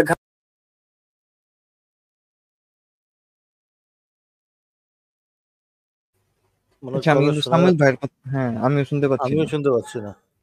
তো যাক, তার আর 4 মিনিট আছে, তো আমি নতুন করে যেহেতু আরো 5 মিনিট উনি চাইছেন, টোটাল 15 মিনিট বলছেন। হুম। তো আমার কথা কি শুনতে পাচ্ছেন না? হ্যাঁ, এখন শুনতে পাচ্ছি। আচ্ছা, আমি এখন শুনতে আগে পাচ্ছি। আপনার টাইমটা পজ মানে করছিলাম। ওকে, মানে কয় মিনিট শুনতে পাননি? মোটামুটি কয়েক সেকেন্ড আর কি, 10 সেকেন্ডের মতো। ও আচ্ছা আচ্ছা। আচ্ছা মারিয়া কিপ্টিয়ার বিষয় বলতেছিলেন, যে মারিয়া কিপ্টিয়ার, তারপর তেমন একটা ও বুঝতে হ্যাঁ, পারিনি। তো তো মারিয়া কিপ্তিয়াকে তিনি যে উপহার হিসেবে গ্রহণ করার পরে তিনি যে মানবিক দৃষ্টান্তটা স্থাপন করলেন, আহ আমরা যদি তার জীবনী লক্ষ্য করি যে তিনি তাকে স্ত্রীর মর্যাদা দিলেন এবং অন্যান্য স্ত্রীদের সাথে যে ব্যবহার করতেন তার সাথেও সেই একই ব্যবহার করতেন, তাহলে তাকে তো দাসী হিসেবে রাখা হয়নি, তাকে তো স্ত্রীর মর্যাদা দেওয়া হয়েছে, তাই না? তাহলে কিভাবে এটা অমানবিক হলো? আমি সত্য সন্ধানী ভাইয়ের কাছে প্রশ্ন রাখছি। এবং আহ এখানে আরো কয়েকটা বিষয় আমি উল্লেখ করতে চাই।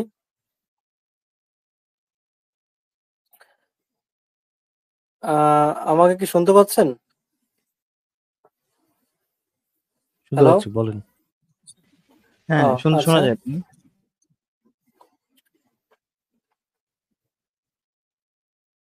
আচ্ছা, সূরা নিসার আমি সর্বপ্রথম উল্লেখ করেছিলাম, সূরা নিসার যে ডান হাতের অধীনে আসা বলতে দাসীদের বোঝানো হয়েছে, এটা কিন্তু আগে জানতে হবে। এটা না জানলে কিন্তু কোরআন হাদিস এগুলো কিন্তু কিছুই জানেন না বলে আমি মনে করি। এগুলো এটা যদি না জেনে থাকেন তাহলে কোরআন হাদিস কিছুই জানেন না বলে মনে করি।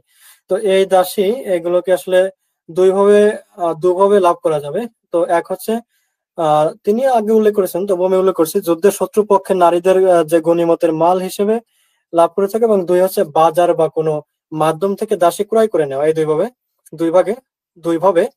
তো আজকের যুগের দিকে আমরা যদি লক্ষ্য করি, আহ সৌদি আরবে যে নারীরা সাধারণত গনিমতের মাল কিন্তু করতে পারবে না, জেনেভা কনভেনশনের গ্যাড়াকলে পড়ার ভয়ে কিন্তু এটা। তো বাকি থাকে দাসী, যেটা কিনা গৃহকর্মী আমদানি করার ছলে আসলে এটা দালাল গ্রুপের মাধ্যমে দরিদ্র দেশগুলো থেকে কিনে নেয়। তো এখানে বিষয়টা হচ্ছে, আহ যে যে কারণে আমি এটা উল্লেখ করছি সেটা হচ্ছে, পূর্বে যে দাস দাসীর রীতি ছিল বর্তমানে কিন্তু সেটা নেই এবং এটার কিন্তু অনেক পরিবর্তন এসেছে বলতে এখন মানুষ তার কোনো প্রয়োজনে বা কাজ করার প্রয়োজনে ঘরে দাস দাসী রেখে থাকে, কিন্তু তারা আহ আমরা যদি লক্ষ্য করি তাহলে দেখতে পাই নবীর হাদিস মোতাবেক তারা কিন্তু তাদের সাথে সে ব্যবহার করে। অর্থাৎ তোমরা যা খাও তাদেরকে তাই খাওয়াও, তোমরা যা পড়াও তাদেরকে তা পড়াও, যেটা আমি আগে উল্লেখ করেছি, নতুন করে বলার কিছু নেই। তো যাই হোক, অনেকক্ষণ যাবৎ বললাম এবং আমি কোরআনের কিছু শব্দের ব্যাখ্যা করলাম, কিছু হাদিস থেকেও কিছু বললাম। তো আমি সত্য সন্ধানী ভাই তিনি আমার প্রশ্নের উত্তর দিচ্ছেন না, তিনি তার মতো করে বলছেন, কিন্তু আহ তিনি যদি কোরআন হাদিস সম্পর্কে তিনি যদি জেনে থাকেন তাহলে আমি তাকে বলবো, আপনি এই শব্দগুলো আমি যেভাবে ব্যাখ্যা করলাম এবং যেভাবে বুঝালাম, আপনি সেই অনুযায়ী এই পয়েন্ট ধরে ধরে আহ, আমার যদি কোনো ভুল থেকে থাকে তো আপনি ধরে ক্লিয়ার করে দিবেন। এটা হচ্ছে বিষয়, যদি আপনার কোরআন হাদিস সম্পর্কে গভীর জ্ঞান থেকে থাকে। তো যাই হোক, আমি আমার আর কয় মিনিট আছে ভাই? আপনার সময় শেষ, আর 5 সেকেন্ড। আহ, হ্যাঁ, আপনার সময় তো যাই হোক, আমি আবারও শেষ করছি সেই মহান নারীর নামে, সরি, মহান নারী সম্মানে, যিনি ছিল খুব ভাগ্যবতী। শেষ। হুম। তো আচ্ছা, বাই দ্য ওয়ে, যেহেতু আপনি এখন 15 মিনিট নিয়েছেন, কিন্তু আমাদের তো তার মানে ডায়াগ্রামটা এরকম ছিল যে 15 মিনিট, 10 মিনিট, 5 মিনিট। তো আপনি কি চাচ্ছেন, এখনই এই ডিবেটটা শেষ করবেন নাকি এর পরবর্তীতে আপনি আরো 5 মিনিট বলতে চান? তাহলে পরবর্তীতে 5 ওইভাবে, মিনিট না, মানে এবার 15 মিনিট করে হোক, যেহেতু আমি এখন 15 মিনিট বলেছি, তো এখন হ্যাঁ, সত্য সন্ধানী হ্যাঁ, ভাই আবার সত্যের ভাইও 15 মিনিট 15 মিনিট নেবেন, বলবেন। তার পরবর্তীতে কি আপনি আবার 5 মিনিট বলতে চান কিনা ওইটা আর কি। হ্যাঁ, তার মানে দুইজনই 5 মিনিট মানে 5 মিনিট বলতে মানে চান কিনা। ডিবেটটা কন্টিনিউ করতে চাই কিনা, তাই? চাই কিনা, তাই? হ্যাঁ, তার মানে তুমি আপনার কি আরো আরো আলাপ করতে চান কিনা, তার মানে আরো প্রেজেন্টেশন রাখতে চান কিনা, এটা আর কি হ্যাঁ, অবশ্যই অবশ্যই, কেন নয়, আরো আপনারই এখনো তো প্র্যাকটিস। এই সময়টুকু যথেষ্ট নয়। হ্যাঁ, আমি এই দারুজারি সম্পর্কে আলাপ আলোচনা তাহলে করা। তাহলে আমরা তো যাই হোক, এরপরে আমরা আরো 5 মিনিট করে করবো, 10 ঠিক মিনিট আছে নেবো, তাহলে। 5 মিনিট না, 10 মিনিট নেবো, 10 মিনিট। আচ্ছা ঠিক আছে, তাহলে এখন আর কি সত্যের ভাই 15 মিনিট বলার পর আপনার দুজনই আর কি 10 মিনিট করে নিবেন আর কি। হ্যাঁ আচ্ছা, হ্যাঁ, ধন্যবাদ হ্যাঁ তো সত্যের ধন্যবাদ ভাই, তো বেবি ড্রাগন। হ্যাঁ, আমি তাহলে আপনার 15 মিনিটের টাইমারটা আর কি সেট করি। তো আপনি এখন 15 মিনিট পাবেন, এরপর আর কি উনি আর কি যেটা বলতেছেন যে পরবর্তীতে দুজনে আর কি 10 মিনিট করে শেষ করে দিবেন। ঠিক আছে। হ্যাঁ। তো ধন্যবাদ সামিল ভাইকে। তো আবার বলছি যে বেশিরভাগ ক্ষেত্রে আমাদের অনেকটা টাইম নষ্ট করতে হয় মুমিনদের সাথে এটা বিতর্ক করে যে ইসলামের দাসপ্রথা আছে কি নাই। সামিল ভাই যদি একটু মিউট করতেন, আপনার ওখানে কচকচ আওয়াজ হচ্ছে। হ্যাঁ, মিউট করলে সুবিধা হতো। আপনার মাইক্রোফোনটা একটু মিউট করে দেন সামিল ভাই। আমি মিউট করে দিচ্ছি। মিউটও তো হচ্ছে না। আচ্ছা, ওখানে একটু কচকচ আওয়াজ হচ্ছে সামিল ভাই। এনিওয়ে, তো বেশিরভাগ মুমিনদের সাথে এটা নিয়ে বিতর্ক করতে হয় যে ইসলামের দাসপ্রথা আছে কি নাই। ইসলামে নাই, পূর্ববর্তী প্রথা থেকে ছিল। কিন্তু দেখেন, মারিয়া কিপ্তিয়া বা যে কোনো দাসী, মোহাম্মদের কাছে যে 2জন দাসী ছিল এবং স্ত্রী ছিল 11 জন, এটা আমরা আজহারির ওয়াজে পাই। এবং আজহারি সাহেব নিজে ব্যাখ্যা করেছেন কেন ইসলামের দাসপ্রথা বাতিল হয়নি। তো এইগুলি নিয়ে বিতর্ক করার প্রয়োজন নেই, কারণ উনি স্বীকার করেছেন যে ইসলামের দাসপ্রথা আছে এবং আহ, স্ত্রী আহ, এবং দাসী দুটাই আছে। কিন্তু একটা জিনিস উনি ভুল বলেছেন। আমি আহমদুল্লাহর বক্তব্য থেকে শুনিয়েছি যে যে আপনি বিবাহ ছাড়া, বিবাহ বহির্ভূত সম্পর্ক আপনি দাসীর সাথে করতে পারবেন। এবং হাদিস থেকে আমরা পাই যে আপনার ওই বাচ্চা মেয়ে, যে মেয়ে কুমারী, ওই মেয়ের সাথে সঙ্গম করে গোসল করছিল একজন সাহাবী, তাই না? ওটা আমরা হাদিসে পাই। আহ, ওসমান না আলী, দুজনের একজন করছিল। এটা এটা আমি হাদিসটা বের করলে পাবো, কিন্তু আমি আমি প্রথমে কোরআন থেকে দেখাই। আহ, এখানে দেখেন, উনি কয়েকটা সূরার কথা বলেছেন। 23 নম্বর সূরা 5 থেকে 6, 5, 6, 7, এই তিনটা। তো দেখেন, এখানে যদি যদি আপনাকে দাসীর সাথে বিবাহ করতে হয়, তাহলে তো দাসী এবং ডান হাতের মালিক দুইটা আলাদা করে লিখতো না কোরআনে, তাই না? তাদের স্ত্রী ও ডান হাতের মালিক, তাহলে কি বিয়ে করলে তো সে স্ত্রী হয়ে যেত, দুইটাই স্ত্রী হইতো। হ্যাঁ, বিয়ে করলে তো আর ডান হাতের মালিক থাকতো না। তাহলে কোরআনে কেন আলাদা আলাদা ভাবে প্রতিটা সূরার মধ্যে দেখেন, আমি কতগুলি সূরা বের করছি যেখানে মা মালাকাত আইমানুকুম আছে। এবং আপনি এই এই দুইটা শব্দকে কেন আলাদা আলাদা, আমি লিখেছিলাম কোরআনে কোন কোন আয়াতে দাসী উল্লেখ আছে। দেখেন, কোরআনের কতগুলি আয়াতে দাসীর কথা উল্লেখ আছে। তোমরা যাদের মালিক তাদের মধ্যে দাসীদের বিয়ে করো। এই দাসীদেরকে বিয়ে করতে বলছে, তার মানে আগে তারা দাসী ছিল। হ্যাঁ, দাসীদেরকে বিয়ে করতে বলছে কখন? যদি তোমাদের সামর্থ্য না থাকে, তাহলে তোমাদের এই যে আয়াতটা আপনি 3 নম্বর সূরা, আপনার 4 নম্বর সূরা নিসার 3 যদি খুলেন, দেখবেন তোমরা 2 জন, 3 জন, 4 জন, 6 জন বিয়ে করো, কিন্তু যদি সামর্থ্য না থাকে তাহলে দাসী বিয়ে করো। কিন্তু দাসী বিয়ে করা বাধ্যতামূলক নয়। আপনার যদি সামর্থ্য না থাকে তাহলে দাসী বিয়ে করো। এরপরে নিসার 25-এ বলছে, তোমাদের মধ্যে যাদের বিয়ে করার সামর্থ্য নেই তারা যেন তোমাদের দাসীদের মধ্যে থেকে মুমিন নারী বিয়ে করে। আবারও বলতেছে, তো দাসীর সাথে বিয়ে করে তাদের মর্যাদা দেওয়ার জন্য বলছে, কারণ যাদের সামর্থ্য নেই তাদের জন্য। সূরা মুমিনে বলছে, যারা নিজেদের যৌনাঙ্গ সংযত রাখে তবে তাদের স্ত্রী ও দাসী কেন আলাদা করে বলতে হবে? বিয়ে করলে তো স্ত্রী হয়ে যেত। বিয়ে করলে স্ত্রী এবং দাসী দুজন সমান হয়ে যেত। তাহলে এখানে কেন মুমিনুনে স্ত্রী এবং দাসী দুজনকে আলাদা করে বলছে? তাহলে সামিউল ভাই, আপনার বুঝার ভুল, বা আপনি মিথ্যা বলছেন যে দাসীদেরকে বিয়ে করে সঙ্গম করতে হবে। কারণ আপনার যৌনাঙ্গ, আপনি স্ত্রী ও দাসী আলাদা আলাদা ভাবে উল্লেখ আছে কোরআনে, যে আপনার স্ত্রী ও দাসী। যদি দাসীকে বিয়ে করা লাগতো তাহলে দুইটা কথা আলাদা বলা থাকতো না, বলতো আপনার স্ত্রীর সামনে। কেন দাসীর সামনে যৌনাঙ্গ হেফাজত করা লাগবে না? এবারে আমরা একজন আলেমের বক্তব্য শুনবো। হ্যাঁ, কি করতে হবে, ইসলামের সমাধান দেবে না, সমাধান দিয়েছে। সবচাইতে ভালো সমাধান আল্লাহর পক্ষ থেকে। আল্লাহর পক্ষের সমাধান হচ্ছে যে যারা জেহাদে জানমালের কুরবানি দিয়েছে, অংশ নিয়েছে, তাদের মাঝে যিনি আমির হবেন, মালিক হবেন, শাসক অথবা শাসকের প্রতিনিধি হবেন, তিনি বন্দীদেরকে কি করে দেবেন? ভাগ বন্টন করে দেবেন। তাহলে প্রত্যেক যোদ্ধার বাড়িতে একটা করে বা দুটো করে বা তারও কম, কেউ পেল, কেউ হয়তো বন্দি পেল না, তার বদলে সে ধন সম্পদ পেল, আর কিছু পেল গানিমাতের। এইভাবে ভাগ বন্টন করে দেওয়া হলো। আর প্রত্যেকের বাড়িতে একজন দুইজন করে যদি থাকে বন্দি, গিয়ে তার বাড়িতে দাসী হয়ে বা দাস হয়ে থাকে, তাহলে সেখানে তার যে একজন মানুষ হিসাবে অধিকার রয়েছে, ন্যায্য অধিকার রয়েছে, সে অধিকার পাবে। সেখানে চিকিৎসা পাবে, সেখানে বস্ত্র পাবে, সেখানে সে খাওয়া দাওয়া পাবে, পানাহার পাবে, সেখানে বাসস্থান পাবে, থাকবে। সমস্যার সমাধান হয়ে গেল। সহজ কিনা? এই জন্য ইসলামে দাস দাসী প্রথা রয়েছে, এর চাইতে ভালো সমাধান আর কিছু হতে পারে। তো আল্লাহ এভাবে সমস্যার সমাধান করে দিয়েছেন। যুদ্ধ করে 2-3টা করে দাস দাসী বাসায় নিয়ে আসবেন, খাওয়াবেন, পরাবেন এবং আপনার শারীরিক চাহিদা মিটাবেন।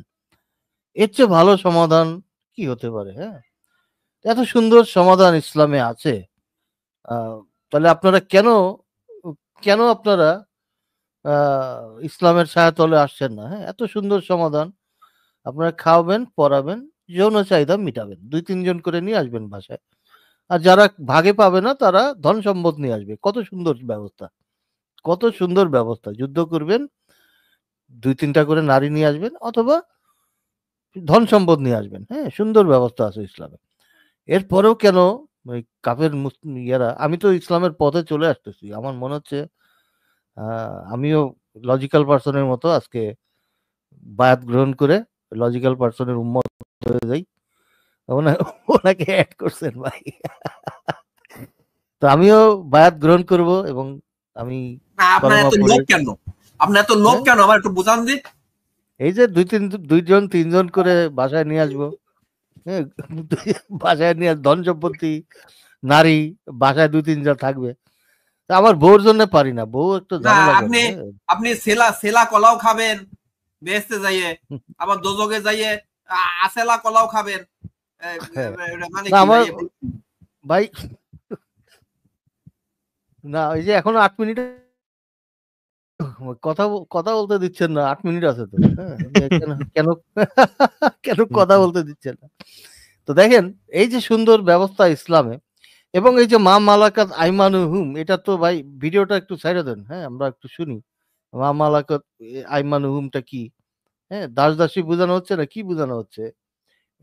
এই ভিডিওটা আমরা একটু প্লে করি। হ্যাঁ, আমরা এটাও শুনি আজকে। এবং মুশফিক মিনারের ভিডিও আছে যে ইসলামের স্লেভ, হ্যাঁ, স্লেভ কথাটা কত জায়গায় আছে। স্লেভ, এই স্লেভ বানানোটাই তো অমানবিক। আপনি যত ভালো ব্যবহারই করেন, তার স্ট্যাটাস যদি মানুষ হিসাবে না থাকে, তার স্ট্যাটাস যদি স্বাধীন মানুষের সমান না থাকে, তাহলে সেই মানুষটার কে রাখা, আপনি বন্দি করে রাখা, এটা একটি অমানবিক প্রথা। এবং এই যে প্রথাটা, এটা মোহাম্মদ এইটা প্রথাকে বিলুপ্ত করেনি। এটা কে করেছে? আব্রাহাম লিঙ্কন করেছে। দাস প্রথা বিলুপ্ত করেছে আব্রাহাম লিঙ্কন। এই কারণে আপনি এখন দাস দাসী রাখতে পারেন না, তাই না? তো নাহলে আপনি মুমিন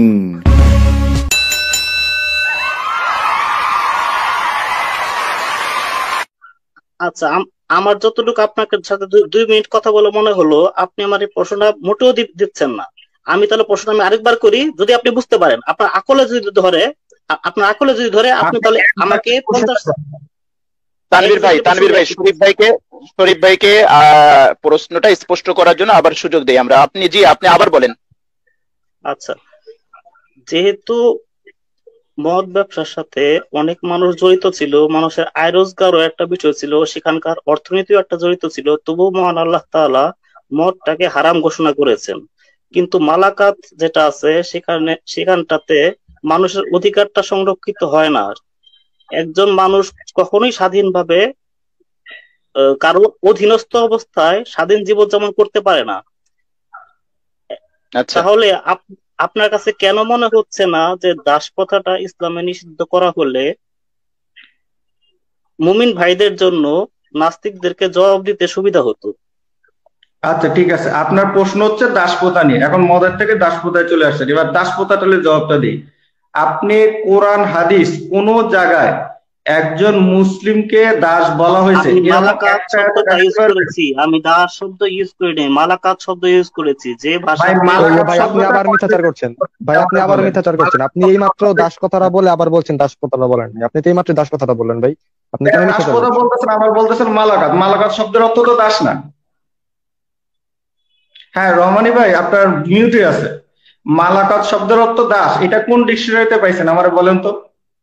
যে তানভীর ভাই, আমি একটু শরীফ ভাইকে বলি যে মালাকাত শব্দের অর্থটা দাস দাসী এটাই বোঝায়, বুঝেছেন প্রিয় ভাই শরীফ ভাই? মালাকাত শব্দের অর্থ আরবি শব্দ, তার অর্থ হচ্ছে অধীনস্থ। অধীনস্থ মানেই হচ্ছে হলো এখানে মালাকাত শব্দটা বিশেষ করে দাস দাসী বোঝানোর জন্যই মালাকাত শব্দটা এখানে ব্যবহার হয়। যে তানভীর ভাই, আমি একটু শরীফ ভাইকে বলি যে মালাকাত শব্দের অর্থটা দাস দাসী এটাই বোঝায়, বুঝেছেন প্রিয় ভাই শরীফ ভাই? মালাকাত শব্দের অর্থ আরবি শব্দ, তার অর্থ হচ্ছে অধীনস্থ। অধীনস্থ মানেই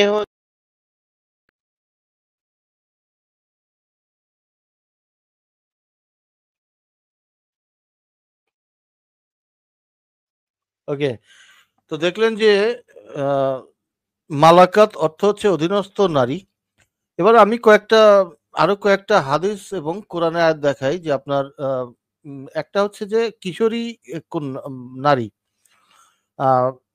এটা হচ্ছে হাদিস একটি হাদিস হচ্ছে 2826 নম্বর হাদিস, যেখানে বলা হচ্ছে যে একটি কিশোরী মেয়েকে, দেখেন পরিচ্ছেদ 64-62, বিদায় হজের পূর্বে আলী ইবনে আবু তালিব এবং খালিদ ইবনে ওয়ালিদ থেকে ইয়ামানে কি বলা আছে, ইয়ামানে প্রেরণ। নবী আলীকে খুমুস আনতে খালিদের নিকট পাঠালেন। খুমুস হচ্ছে যে গনিমতের মাল, খালিদকে পাঠালেন। যুদ্ধলব্ধ মালের নাম খুমুস। আলীর উপর আমার খুব হিংসা হচ্ছিল, সে খুমুসের ভাগ হিসেবে প্রাপ্ত একজন যুদ্ধবন্দিনীর সাথে যৌন সংগমের পর গোসল সেরে নিয়েছে। আমি খালিদকে বললাম, তুমি এসব দেখো না? নবীর কাছে পৌঁছলো এবং আমি তাকে জানালাম। তো এই যে একটা যুদ্ধবন্দী ছিল, এই যুদ্ধবন্দী ছিল একজন কিশোরী। এই যে যুদ্ধবন্দী খুমুস, এটা হচ্ছে তারা ভাগ করার আগেই তাকে ভোগ করা হয়েছিল। হ্যাঁ, তাকে ভাগ করার আগেই ভোগ করে এই কিশোরীটিকে দেখনি। এটা হচ্ছে যে খুমুস, এই কিশোরী একটি যুদ্ধবন্দিনীকে তারা ভোগ করছিল। তো এখান থেকে বোঝা যায় যে এমন নারীকে তারা ভোগ করছিল যার হচ্ছে যৌন, তার হচ্ছে যে কনসেন্ট দেওয়ার বয়স হয়নি, একটি কিশোরী। সূরা নিসা 24 আবারও বলছে, নারীদের মধ্যে বিবাহ বন্ধনে আবদ্ধ নারীগণও তোমাদের জন্য নিষিদ্ধ, কিন্তু তোমাদের অধিকারভুক্ত দাসী বাদে। তাহলে বিবাহ এবং অধিকারভুক্ত দাসী, এটা আবারও তারা আলাদা করে দিচ্ছে, দুইটার মধ্যে পার্থক্য রয়েছে।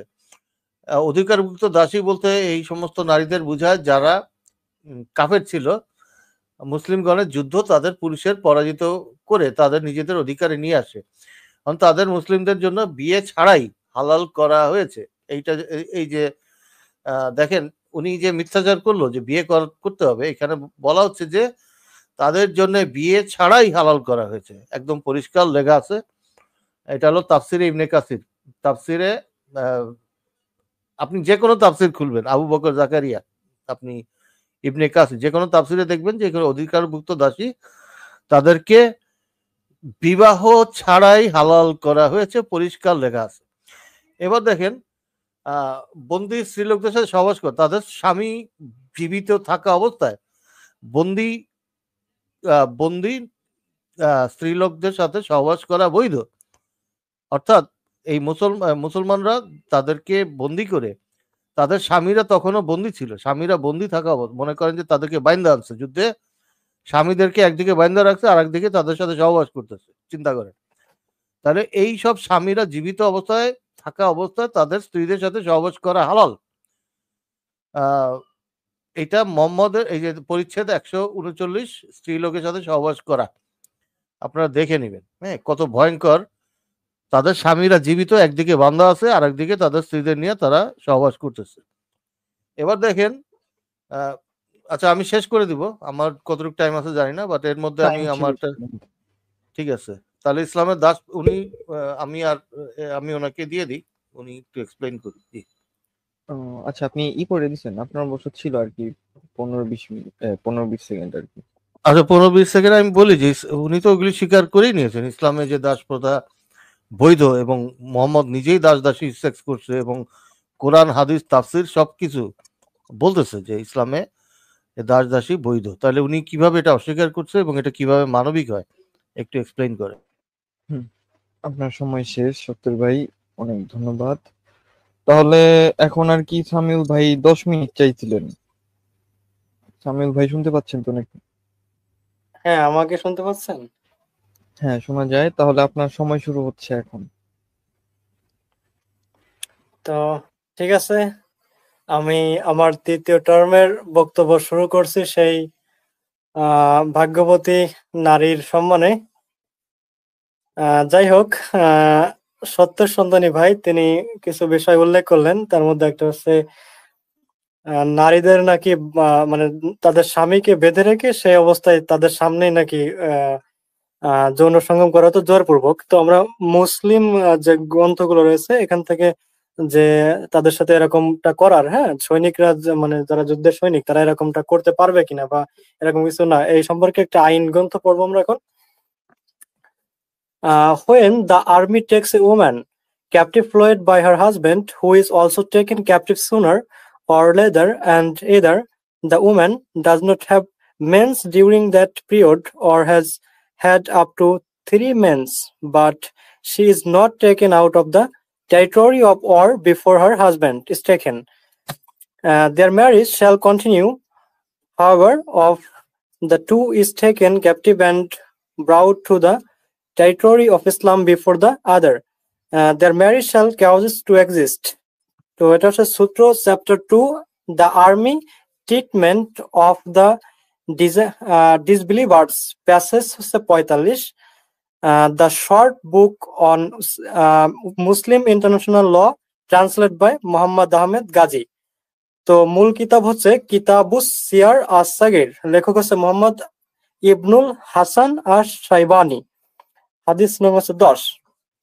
তো আমরা জানতে পারলাম যে আবু মুসা হতে বর্ণিত রাসূলুল্লাহ সাল্লাল্লাহু আলাইহি ওয়াসাল্লাম বলেন, যার কোনো কৃতদাসী আছে এবং সে তাকে শিক্ষা দীক্ষা দেয়, তার সাথে সদ্ব্যবহার করে, অতএব তাকে মুক্তি প্রদান করে বিবাহ করে, সে দ্বিগুণ সওয়াব পাবে। সূত্র হচ্ছে বুখারী, অধ্যায় হচ্ছে 46, হাদিস নম্বর 720। তো আমরা বুখারীর 720 নম্বর হাদিস 46 নম্বর অধ্যায় থেকে আমরা জানতে পারলাম যে রাসূলুল্লাহ সাল্লাল্লাহু আলাইহি ওয়াসাল্লাম তিনি বলছেন, যার কোনো কৃতদাসী আছে এবং সে তাকে শিক্ষা দীক্ষা দেয় এবং তার সাথে সদ্ব্যবহার করে, অতঃপর তাকে মুক্তি প্রদান করে বিবাহ করে, সে দ্বিগুণ সওয়াব পাবে।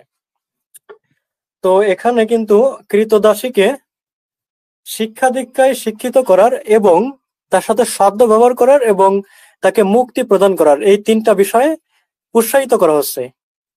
তাহলে এটা কিভাবে অমানবিক হলো, যেখানে নবী নিজেই কৃতদাসীদের শিক্ষা দীক্ষার ব্যবস্থা করার এবং তাদের সাথে সদ্ব্যবহার করার এবং তাকে মুক্তি প্রদান করার যে বিষয়টা সেখানে তিনি উৎসাহিত করেছেন, এবং তিনি এটাও বলেছেন যে যারা এটা করবে তাদেরকে দ্বিগুণ সওয়াব প্রদান করা হবে বা পাবে তারা, এবং তাদেরকে বিবাহ করতে উৎসাহিত করা হচ্ছে। এরপর আমরা আর একটা হাদিস দেখব। ইয়াহিয়া মালিক হতে বর্ণনা করেন, তিনি শুনেছেন যে ওমর ইবনুল খাত্তাব রাদিয়াল্লাহু তাআলা তার ছেলেকে একজন কৃতদাসী দান করে বলেন, তাকে স্পর্শ করো না, যেহেতু আমি তাকে উন্মোচন করেছি। সূত্র মুয়াত্তা মালিক, অধ্যায় 28, হাদিস নং 1130। তোমরা এখানে দেখতে পারি যে আমি যে হাদিসগুলো উল্লেখ করতেছি প্রতিটা হাদিসেই কৃতদাসীদেরকে সর্বোচ্চ সম্মান দেওয়া হয়েছে ইসলামে। তাদের সাথে সুন্দর ব্যবহার করা, তাদেরকে শিক্ষা দীক্ষায় শিক্ষিত করার বা তাদেরকে মুক্তি প্রদানের ব্যাপারে, বিবাহ করার ব্যাপারে সব বিষয়ে উৎসাহ প্রদান করা হয়েছে এবং বলা হচ্ছে যে তারা দ্বিগুণ সওয়াব পাবে, যারা এই কাজগুলো করবে তারা দ্বিগুণ সওয়াব পাবে। তাহলে কিভাবে বা এটা অমানবিক হলো? তারপর আমরা আর একটা হাদিস দেখবো। ওমর রাদিয়াল্লাহু তাআলা বলেন, তার কৃতদাসীর সন্তান তাকে মুক্ত করে যদিও তা মৃত হয়। সূত্র মুসনাফ ইবনে আবি শাইবা, হাদিস নং 2100। আমি দুঃখিত, আমার আচ্ছা যাই হোক, আমি কন্টিনিউ করি। আসলে প্রিয়তমা মেসেজ দিয়েছে, কিন্তু দিলে কি হবে, আমি তার উপর থেকে মন উঠে গেছে। আসলে তার মেসেজের রিপ্লাই দেওয়ার কিংবা সেরকম মুড আমার নাই। আমি কন্টিনিউ করি। কৃতদাসীর সাথে দৈহিক সম্পর্কের যে পন্থা, সেই সম্পর্কে আমরা আলাপ করব। তো প্রথমে আসি বৈবাহিক পন্থা। সত্যের সন্ধানী ভাই আমাকে বললেন যে আমি নাকি মিথ্যাচার করেছি, বলে নাকি বিবাহ নেই। তিনি এভাবে আমার উপর অভিযোগ করলেন আমি নাকি মিথ্যাচার করেছি। আচ্ছা, তো এবার আমি কিছু হাদিস দেখাবো, তো তিনি এগুলো কিভাবে অস্বীকার করবেন আমি সে হাদিসগুলো বলতেছি। তো নিজ কৃতদাসীকে বিবাহ করা প্রসঙ্গে আমি প্রথমে আসি। দাসত্বে থাকা অবস্থায় নিজ কৃতদাসীকে বিবাহ করা যায় না। কোনো মুনিব যদি নিজ কৃতদাসীকে বিবাহ করতে চায় তবে তাকে মুক্ত করে বিবাহ করতে হবে, অর্থাৎ আগে তাকে স্বাধীন করতে হবে, তারপর স্বাধীন নারী হিসেবে তাকে বিবাহ করতে হবে। এই ধরনের বিবাহকে ইসলামে কিন্তু উৎসাহ প্রদান করা হয়েছে। সূত্র 10। এরপরে অন্যের কৃতদাসীকে বিবাহ। অন্যের কৃতদাসীকে মালিকের অনুমতি ক্রমে বিবাহ করা যায়। অন্যের কৃতদাসীকে মালিকের অনুমতি ক্রমে বিবাহ করা যায়। তো এখানে আমরা প্রতিটা টার্মে দেখতে পাচ্ছি যে কৃতদাসীদের বিবাহ করার বিষয়ে ইসলাম উৎসাহ প্রদান করেছে এবং তিনি বললেন আমি নাকি মিথ্যাচার করেছি। তাহলে কিভাবে মিথ্যাচার হচ্ছে? আমরা তো এখান থেকে স্পষ্ট যে কৃতদাসীদের বিবাহ করার ব্যাপারে ইসলাম উৎসাহ প্রদান করতেছে। এরপর অবৈবাহিক বা উপবৈবাহিক পন্থা সম্পর্কে আমরা আলোচনা করব। তো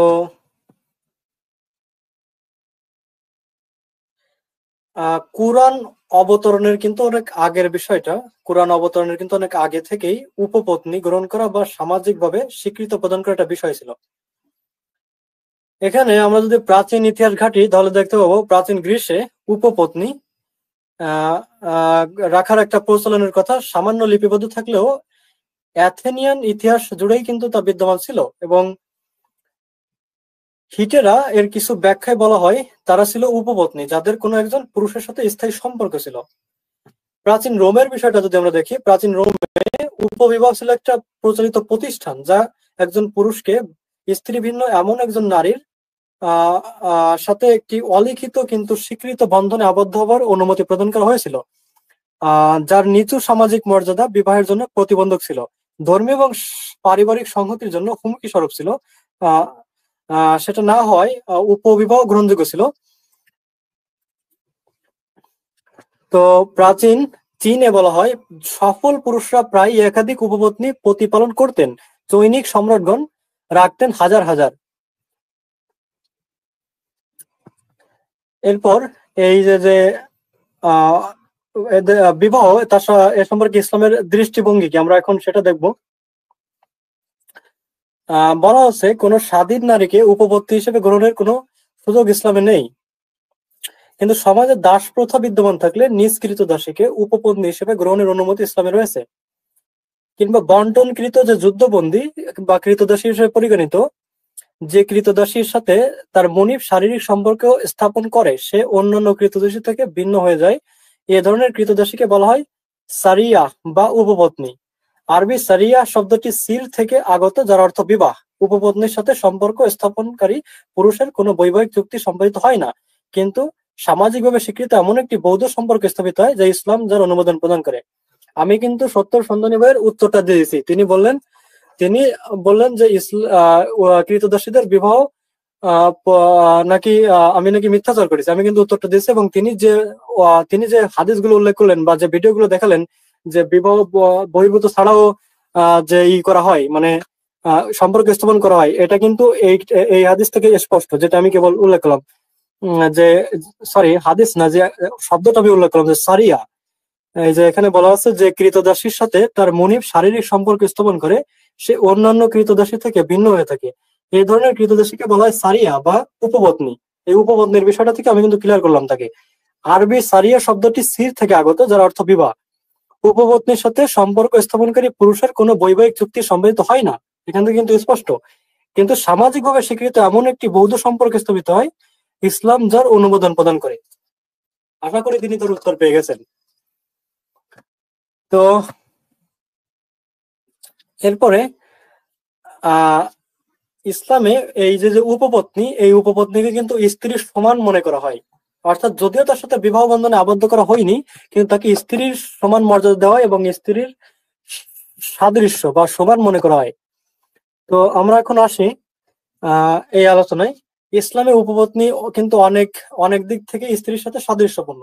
যেমন উপপত্নী সংক্রান্ত অনেক বিধানই কিন্তু স্ত্রীর বিধানের সাথে মিলে রাখা হয়েছে বা মিলে করা হয়েছে।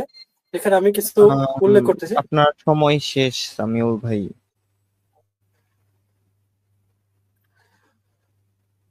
হ্যাঁ, তো ঠিক আছে, আমি যদি আচ্ছা, আমরা যদি 15 মিনিট এবার যদি 15 মিনিট করে শেষ করি, তাতে কোনো সমস্যা? মানে আমি আর 5 মিনিট নিয়ে আমি বক্তব্যটা শেষ করি, তিনি 15 মিনিট বলবেন, বলে বক্তব্য মানে ডিবেটটা এখানে শেষ হবে। তাহলে আপনি আরো 5 মিনিট নিতে যাচ্ছেন, তাহলে ঠিক আছে, আমরা আরো 5 মিনিট দেই তাহলে। হ্যাঁ ঠিক আছে, আপনি আরো 5 মিনিট। ঠিক আছে, যেহেতু বক্তব্যটা ক্লিয়ার হয়নি, মাঝখানে ঠিক আছে, এই জন্য আমি 5 মিনিট নিতে চাচ্ছিলাম। তো ঠিক আছে, আমি শুরু করি। নিজের স্ত্রীর জন্য যেমন স্বামী ভিন্ন অন্য কোনো কারোর সাথে শারীরিক সম্পর্ক বৈধ নয়, তেমনি উপপত্নী বা কৃতদাসীর জন্য মনিব ভিন্ন অন্য কোনো পুরুষের সাথে শারীরিক সম্পর্ক বৈধ নয়। অর্থাৎ স্ত্রী এবং উপপত্নী উভয়ই একই সাথে কেবলমাত্র একজন পুরুষের সাথে দৈহিক সম্পর্ক রাখতে পারে। তাহলে আমরা দেখতে পেলাম যে এখানে কৃতদাসীদের সাথে বা কৃতদাসদের সাথে যে শারীরিক সম্পর্কটা করার বিধান রয়েছে, সেটাও কিন্তু সীমিত করা হয়েছে বা একটা নিয়মের মধ্যে আনা হয়েছে। সত্যের সন্ধানী ভাই, আমার প্রতিপক্ষ, তিনি যে বিষয়গুলো উল্লেখ করলেন যে কৃতদাসীদের কোনো স্বাধীনতা নেই, তাদের ইচ্ছা অনিচ্ছার প্রতি কোনো গুরুত্ব দেওয়া হয় না, তারপরে তাদের স্বামীদের সামনেই নাকি তাদের সাথে এই আচরণগুলো করা হয়। তো আমি কিন্তু যে শব্দগুলোর ব্যাখ্যা করেছি বা যে হাদিসগুলো উল্লেখ করেছি, তা থেকে স্পষ্ট যে তাদের সাথে সম্পর্ক স্থাপনের ক্ষেত্রে একটা নির্দিষ্ট নিয়ম নীতি মেনে বা একটা সীমিত পর্যায়ে থেকে এটা কিন্তু দৈহিক সম্পর্ক রাখতে বলা হয়েছে।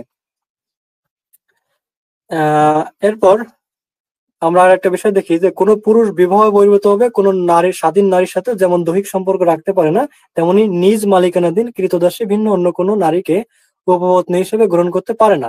এমনকি নিজ স্ত্রীর মালিকানাধীন কৃতদাসীর সাথে দৈহিক সম্পর্ক স্থাপনকেও ব্যভিচার হিসেবে গণ্য করা হয়। আশা করি এর উপরে আর কোনো কথা নেই। এই যে কেবলমাত্র যেটা পাঠ করলাম, এর উপরে আর কোনো কথা নেই। এর মাধ্যমে সকল উত্তর তিনি পেয়ে গেছেন, যে কৃতদাসীদের সাথে যে ব্যবহারগুলো করা হয়, যে খারাপ আচরণগুলো করা হয়।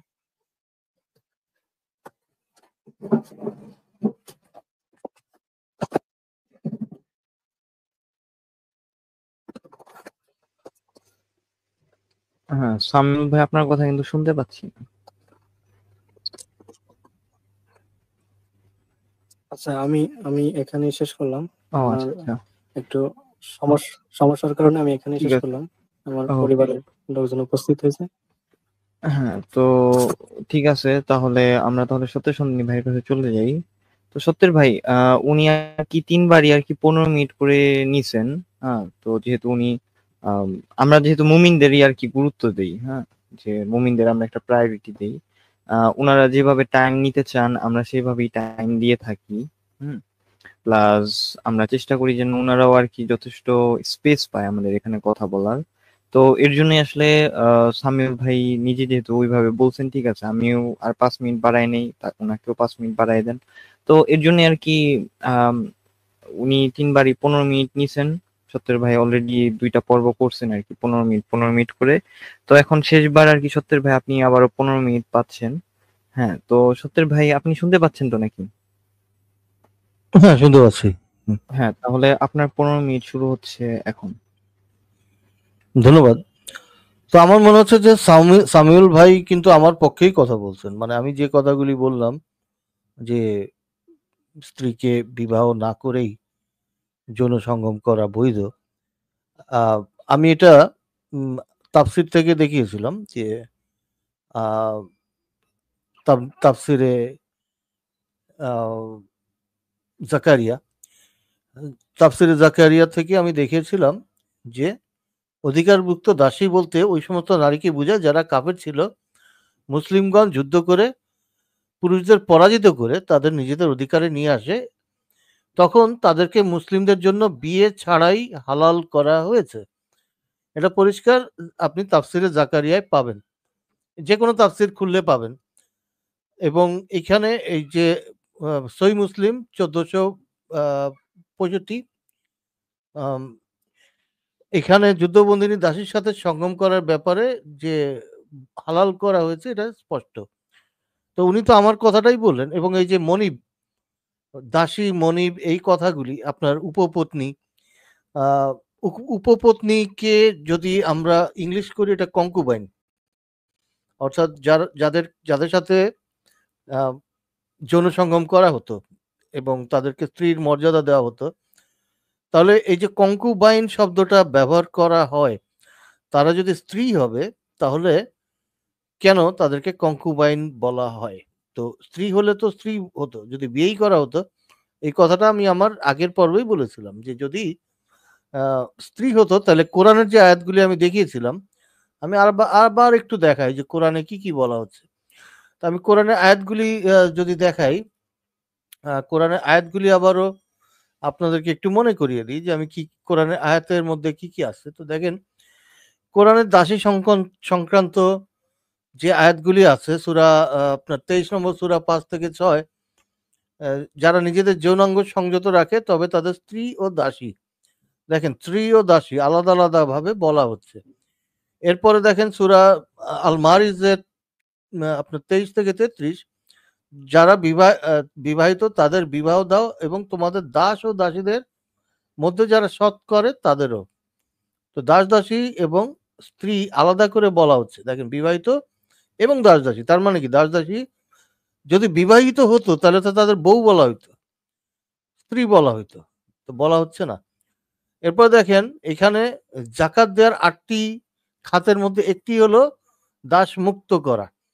তো দাস দাসী যদি মানবিকই হয় ইসলামে, তাহলে দাস মুক্ত করা জাকাতের মর্যাদা কেন দেওয়া হবে? দাস মুক্ত করাকে কেন একটা ভালো কাজ বলা হচ্ছে? এরপর দেখেন একজন দাসকে মুক্ত করা ফজিলত বর্ণনা করা হচ্ছে। তাহলে দাস মুক্ত করার ফজিলত কেন হবে? দাস যদি এতই ভালো দাস প্রথা ইসলামে হয়, দাস মুক্ত করা কেন দাস মুক্ত করাকে ফজিলত বলা হবে?